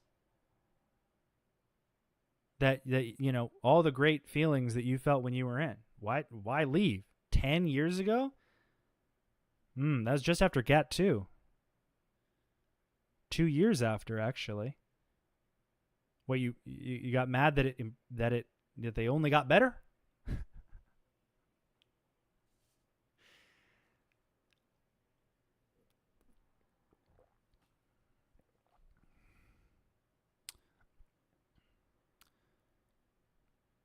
Leia Remini didn't have a problem until Jenna Miscavige went missing. That's the wrong person. You mean Shelley Miscavige. And she never talked about any of these things before that. You just got here, bro.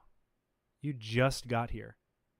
And now you're trying to rationalize, like, I just went through all of this. We just went through policies. I had fucking Paint 3D up, drawing sketches. Okay? So rewind back to the beginning, watch it, and then you email me your questions, and we'll have a chat about it. Okay? And then here you are. You're speaking for other people. Like, you don't know what you went through. And if you do, I wouldn't suggest you care very much because things were great for you. But you still haven't. I left because the person who got me into it. The rest is personal, and I will not share. Well, I'm sharing. So, why should I respect your opinion if you're not willing to open up when I'm here pouring my heart out to you? It's not fair. Don't you want to share with the class? Because this is show and tell. This is everybody gets a microphone time.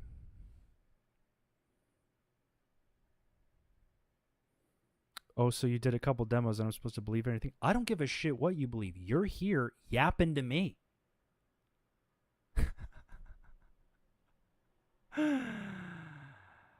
Yeah, you see, you've made up your mind. Scientology is a great, actual beneficial thing, but and you left because not because Scientology is bad, but because because personal reasons that you won't share. But it's actually good, and you won't answer my questions. But I'm just supposed to answer all of your questions. I love the reciprocation we have there. I'm gonna go ahead and put you on timeout, little guy. All right? Okay. God, bro, literally. Pick up a shift, dog. We'll give you 10 minutes to sort your shit out until you have actually like a good question. All right, or you want to share with the class answering my question. This is a two-way street, dog. You're in the chat. You're right there. You're talking to me. You got my attention. And you fumbled the bag. So you think about that. Good Lord. It's just so simple. Like, you want to state your case for Scientology, but you don't want to talk about it. And then I'm the asshole because, I'm just supposed to believe everything you say? No, I'm sharing my perspective, which could be, like the argument is like, I could be sharing my completely rational perspective, but Scientology could also be totally true, and the Markhab Confederacy and all these things are real. And I would sure be real dumb if I didn't consider that fact. Well, you know what? I considered that fact for 20 fucking years of my life. And fuck you for thinking that you know better than me when you left 10 fucking years ago. I left 4. So for most of my life, I have had an intimate engagements with this community, with this piece of technology, this accumulation of God knows fucking psychotic ramblings organized into a paramilitary abuse factory, and I got very familiar with it. So more familiar, in fact, than you, because you seem to go nowhere in Scientology to actually see anything negative. If you only skated across the surface, then sure. Yeah, it looks happy, sunshine, and rainbows. And that's how cults literally work, my dude. Cults literally lie to you, show you good stuff, and then when they suck you in and get your money, and you're giving more and more of your time and more of your effort, then the bad shit layers on. Okay, I cannot think for you or make all these excuses for you. Your insecurity about feeling bullied because you don't give a shit about these victims is not my problem. Okay? So, jog on.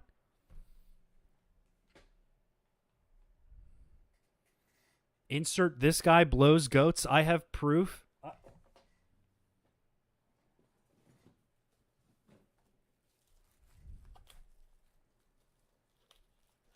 Why do I have flashcards in my desk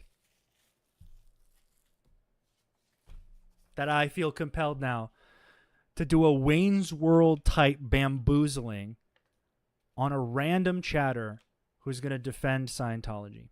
I'm not saying he's a terrible person. I'm saying bad tact and low empathy, which honestly Makes perfect sense why you liked Scientology so much, because it feeds on like the most primal narcissistic values that our society has. Okay? And I'm just like, you know, rules of engagement for thee and not for me. You know what I'm saying? Like, it's not even trolling because it's bad. Like, I would love to have trolls. I'd love to have people like randos memeing in the chat, like some of those big streamers. That'd be all well and fine. But like the trolls I get are just so bad. They're not funny. They don't know how to do anything. Like, they don't know how to argue.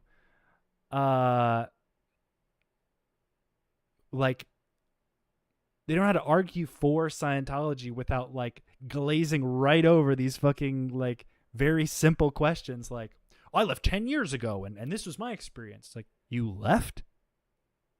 Wait, you left? And you're still, but it's still good. Okay. But you did leave, but you're gone now. You have no connection to them. Okay, why? Oh, this is a personal reason. I'm not going to share it. Could it perhaps be that it wasn't good, or there was a better option, or you didn't get what you wanted when you were in it, or you had a better reason to be elsewhere for 10 fucking years? You know, that means it wasn't maybe so good, and you should stop dick riding L. Ron Hubbard just because it feels right.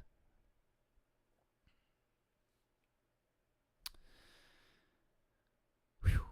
Anyway, now that we're done with that, and I mean I understand also that two Scientologists like come off as like 1-1, but that's because which is covert hostility, so like pretending to be nice but actually angry. I'm just exhausted. I am just actually fucking exhausted because I already know, like, they're so repetitive. Scientologists and Scientology defenders and cult apologists are so predictable. I'm already at the other end of your conference. I know what point you're trying to make. You might as well just stop, like, lying to me and just call me the F slur or something. Like, just do, or like, fucking just say, you know, like, just cut to the get to the point. Because you're not winning this argument. Stronger people have blocked me over this conversation. You know, like personal attacks and like being like, well, you actually, like, that's how I know I'm winning. It's like when you get insecure and instead of like, here's some advice. If you're losing the argument and you start feeling like afraid or bullied or insecure, take a minute. And this is asking a lot, but resist the urge to type the next thought in your brain and be mindful. Okay, and I have a whole stream prepared on being mindful, and I mean it's mostly about proper boundaries and like how to adjust without trauma dumping or whatever. But I'm just gonna say this: take a beat, take some deep breaths, because breathing is not bullshit. Take some deep breaths. And just be like, okay, I'm getting emotional. I'm not going to respond with an emotional answer or an attack. I'm just going to further my argument, okay? Because there's two sides here, right? So I have what I'm saying, which you're free to disagree with, but then you vocalize it, and then you say, you're wrong. And I say, well, why? And you're like, well, I had a great time. And I say, well, I think you're wrong. You're like, what? What? No. No, like, don't get emotional. Take a breath. Respond with like, think about what your argument is. and then like be like, okay, I'm not gonna break down now. I'm gonna nail this dude. I'm gonna think of something like that actually makes my point in a rational, calm sense, and not just, well, actually, Leia Remini. It's like once you bring Leia Remini into this, you lost me, because now you're off. Now you're outsourcing your argument to some fucking YouTube video you half watched 5 years ago. I've been there, dog. It doesn't get much better in that mindset. You know what I mean? Like, Scientology does not nurture conflict resolution skills. That is very true. And very poignant here, where we have seen someone trying to resolve conflict with further conflict. Yeah, I'm confrontational. That's my bag. But it's about the topic. It's about the concepts themselves. I'm not going to just, like, I even tried to diffuse the tension, you know, a little bit, but you just weren't willing to meet me halfway, and that's pretty sad.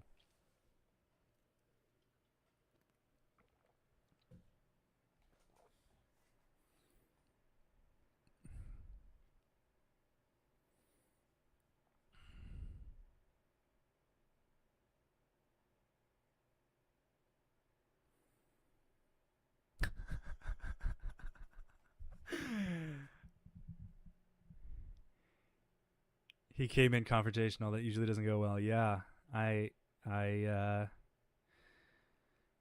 wonder why. It's crazy.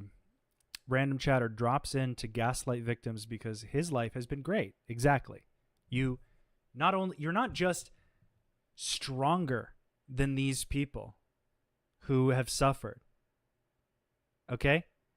You remove their argument from the conversation. You remove their trauma and thereby crimes committed against them in a lot of cases. You just, that didn't happen to me. Get all that out of here.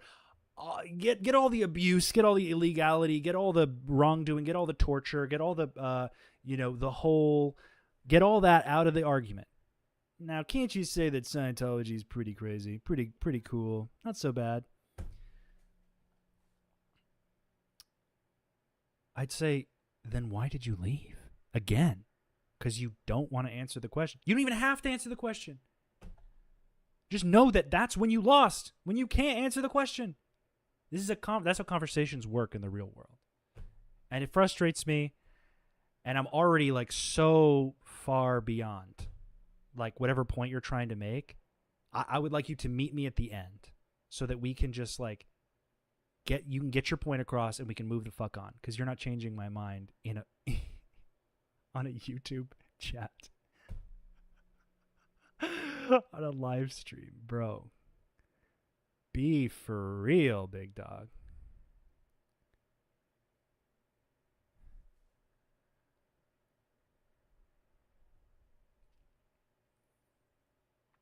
Oh my God. And he's somehow denying that victims what have they've gone through, but also blaming them like it either happened and you don't care, or it never happened. Pick one. Yeah, and it somehow is not clicking that like we are also here. It's one of those dudes who's like, oh, all these NPCs can't reach my level of thinking. I've actually thought of all the things, and I am therefore the smartest, and everybody else around me can't keep up. It's like, bro, you're in public. We've watched TV before. We've seen people do the same shit you're doing. Like,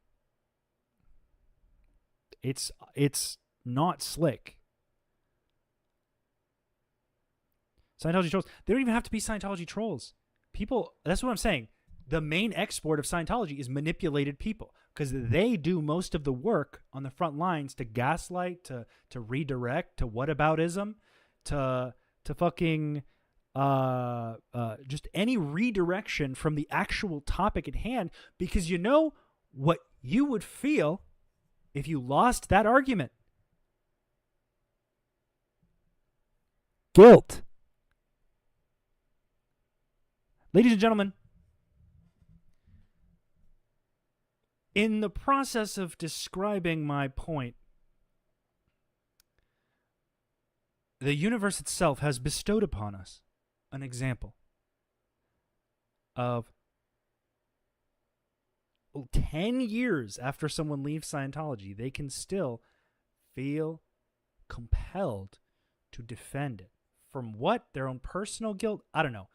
Hyper confident people like that, they either have a lot of guilt or zero. So I don't make assumptions. I just, like, you sound like a lot of assholes that I've seen. So that's how you're coming off, regardless of your intent, regardless of who you are. Like, you got to see how you're coming off so you can, like, fix that shit. Like, you make the same point in 10 different ways. But, like, the one way you decided to go about it, you just look like a dick. And that's just the fact. Like, yeah, I'm probably being a dick back or whatever, but, like, this is my stream. And I'm allowed to be, because I'm not in a cult. I'm allowed to be a dick as long as I know I'm willing to suffer the consequences of the dick thing I do. It should be simple. I'm not the only one who's seen movies, right? Where this shit is like, or like read a history book, or, you know, I'm not going crazy.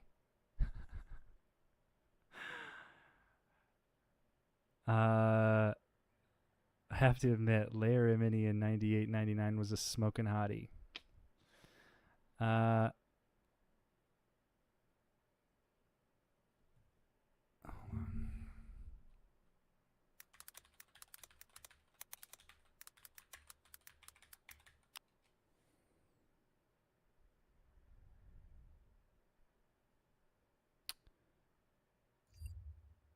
Sorry, I was curious about something. Nobody wants to admit that they wasted years of their life to a cult. Not great on the resume, but it happens. Yeah, and there are like groups of people who help people who've left cults know how to take care of these things. And like what do I put TRs on my resume? Like, how do I phrase that? But there are skills that you learn that can be subtracted from this scenario.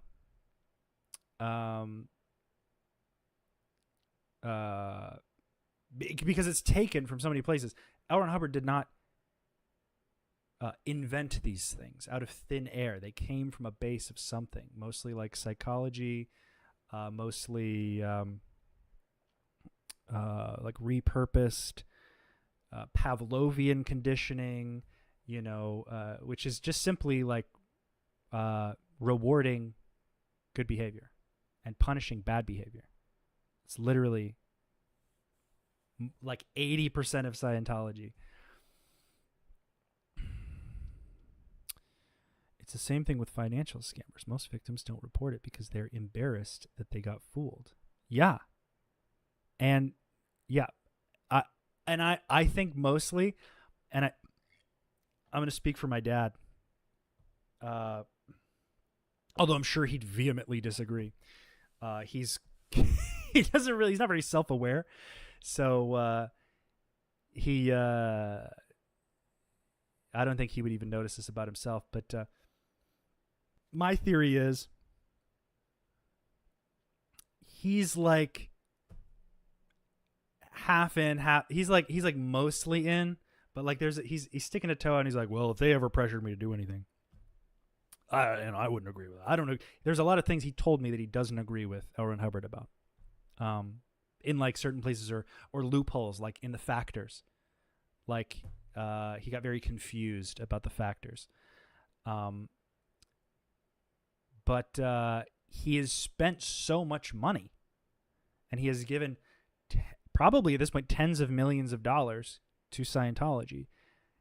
And to realize that he is literally just donating to like a legal chest, like a legal war chest for a cult that has done all of these things that he's heard that they've done, whether it's able to be explained away by Scientologist logic or not. They've done these things. You know, I don't know how you bounce back from that, especially from someone who is very full of shame and guilt, like my father. Very full of shame and guilt. His whole personality is like, his whole individual personality is just the most anxious, like he's very socially anxious. He's very like, doesn't like to talk to people. And honestly, the most conversations that we have had are about shit that he's interested in. And let me tell you, to no surprise, it's shit about like health and like, or he'll be talking shit about his patients and how fat they are, blah, blah, blah. But maybe it's like a social club for him, like a church, whatever. Well, now there's that. And also he's basically like the health L. Ron Hubbard in Scientology. He's basically like they use his medical advice for everything. I went to the medical liaison officer at Flag because I was feeling sick. And he told me? He said, go ask your dad. So, I'm not, and he's, and they have his pamphlets everywhere. He's basically prized to take over the cult himself. Not like he could, he's not a very imaginative boy. He's comfortable with his patterns and what he likes and what he does, and what he doesn't like, icky. No, gross. I think he's undiagnosed autistic. I was undiagnosed autistic, but I think like the similarities I see and like the hyperfixation and things like that, if it weren't for his confirmation bias, he could actually probably do a bunch of great stuff, because he's like, his work ethic. I think if he actually had to do real work that wasn't just Googling shit, he's great at working, but his work now is just him Googling and watching YouTube videos. Or when I worked for him in 2020, it was him Googling shit and then taking breaks to watch like police shooting videos and then sending them to me. Like, where I would just be at work and I'd get an email from the boss and it would be like a video of a double homicide via gunfire. So, I don't think there's a lot there anymore. I think whatever he is like, I think he's just going to retreat into his own little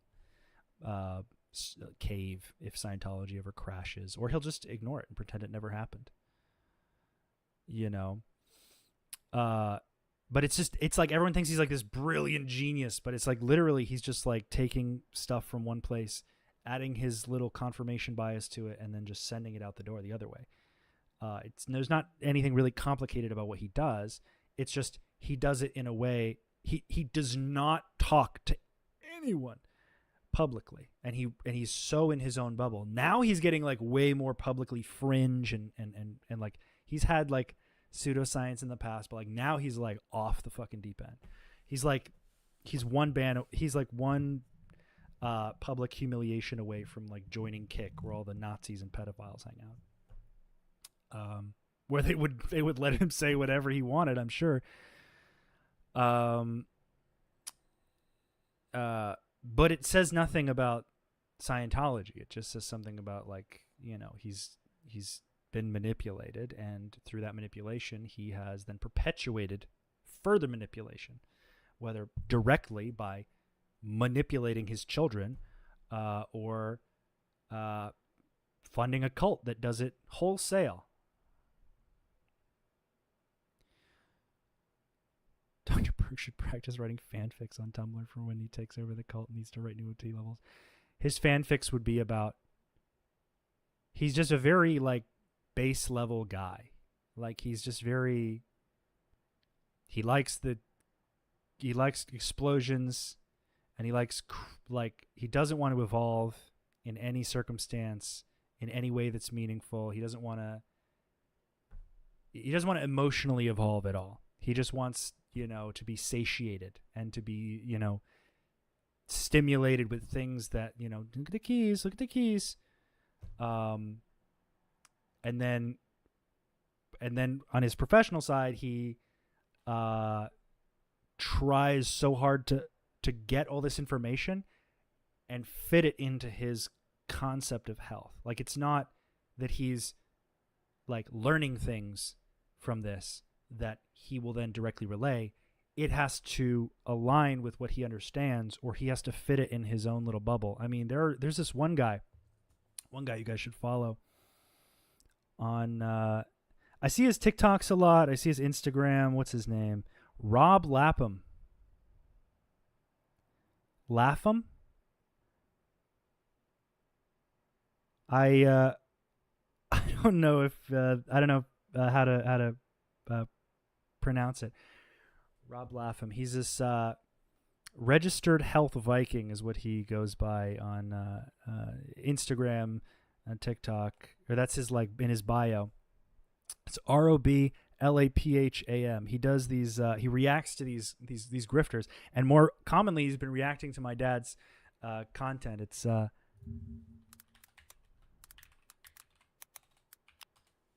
let's pull him up. I sent him a DM. I wanted to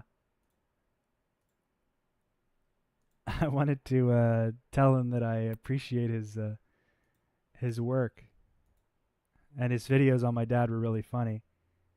Which one of these would you buy? How do you pause TikTok? Okay.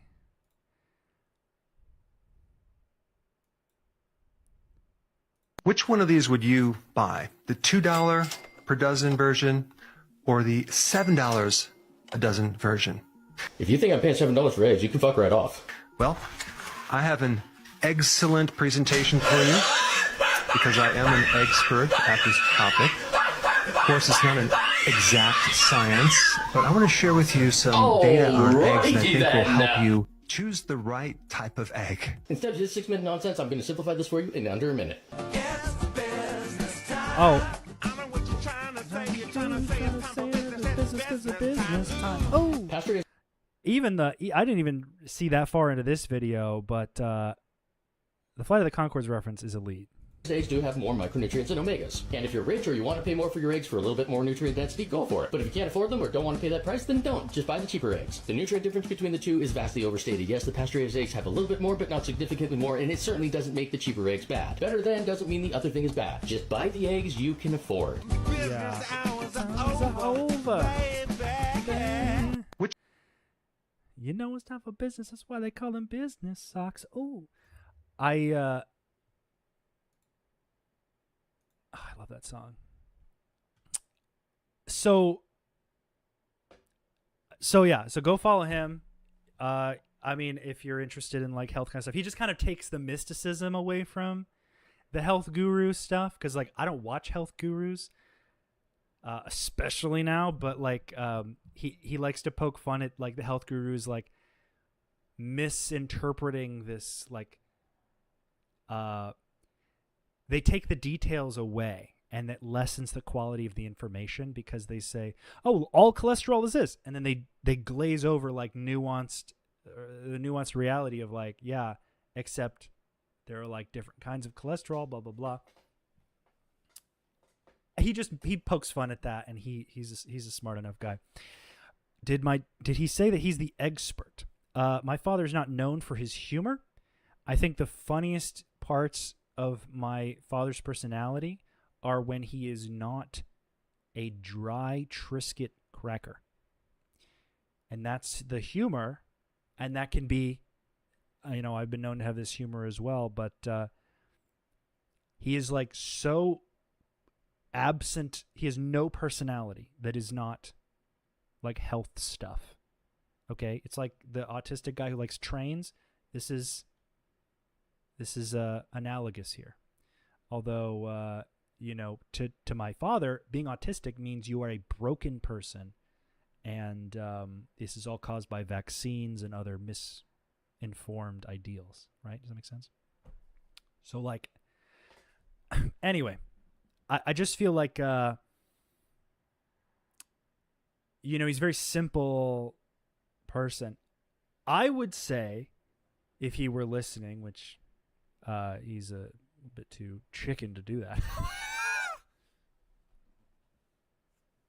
Get it? Because we were talking about eggs. Is he would probably be quadruple famous. He would probably, if he left Scientology, I mean, I'm being lofty here to say what I'm about to say. I do not expect this to happen. This is so beyond my expectation. So I'm saying this out of pure hypothetical. If he left Scientology and advocated against it, he would and he'll probably, you know, God forbid he take responsibility for the money that he caused, that he spent. Like, good Lord, this man would be like Leia Remini times 5. Okay? And no shade to Leia, but like, this dude has a cult already.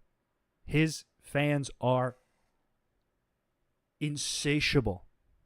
Okay? They idealize him as a god already. He could leave, speak out against Scientology, and then be like, join my fucking cult and start his own fucking thing. He won't, because, well, he's a coward. And I think he was a coward before Scientology, and I think Scientology has made him more of a coward. And he just doesn't care. Any part of him that wants to care has to overlook the whole Scientology is in control of you aspect, because they are. I mean, you know, you give more to them than they will ever give to you.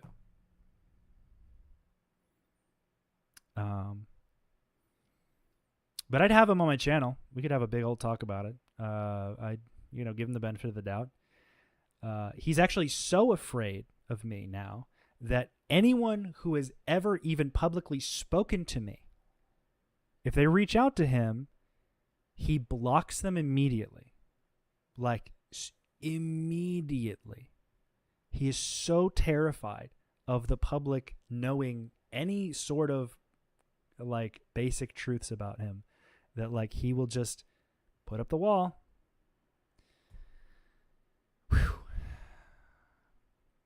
Yeah.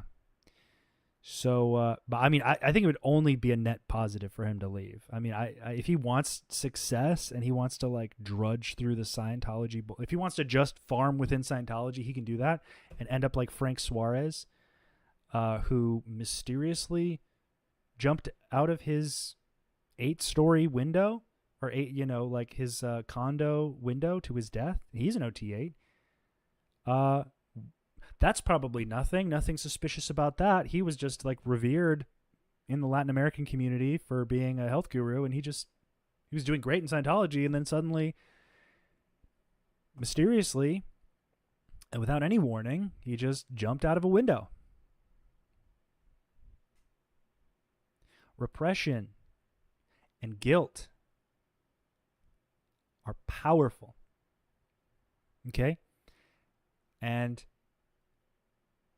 guilt is Scientology's greatest weapon. And with that, I am going to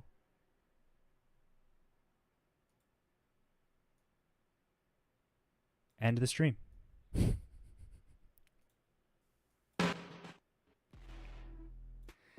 And I thank you all for showing up. I'm going to probably do a stream on Wednesday. I'll let y'all know. I'm also going to be doing, if you've made it this far, I mean, there's a handful of y'all here. But I do plan on doing streaming on a second channel that I'm setting up now. And this is going to just be the candid, non-Scientology related stream stuff. So, I mean, hopefully I make good shit on there, but if you want to hang out more in a less, this kind of fashion, that's where I'll be. So we'll figure that out, but thank you all for showing up. Appreciate you. Love you all. And until next time. Peace.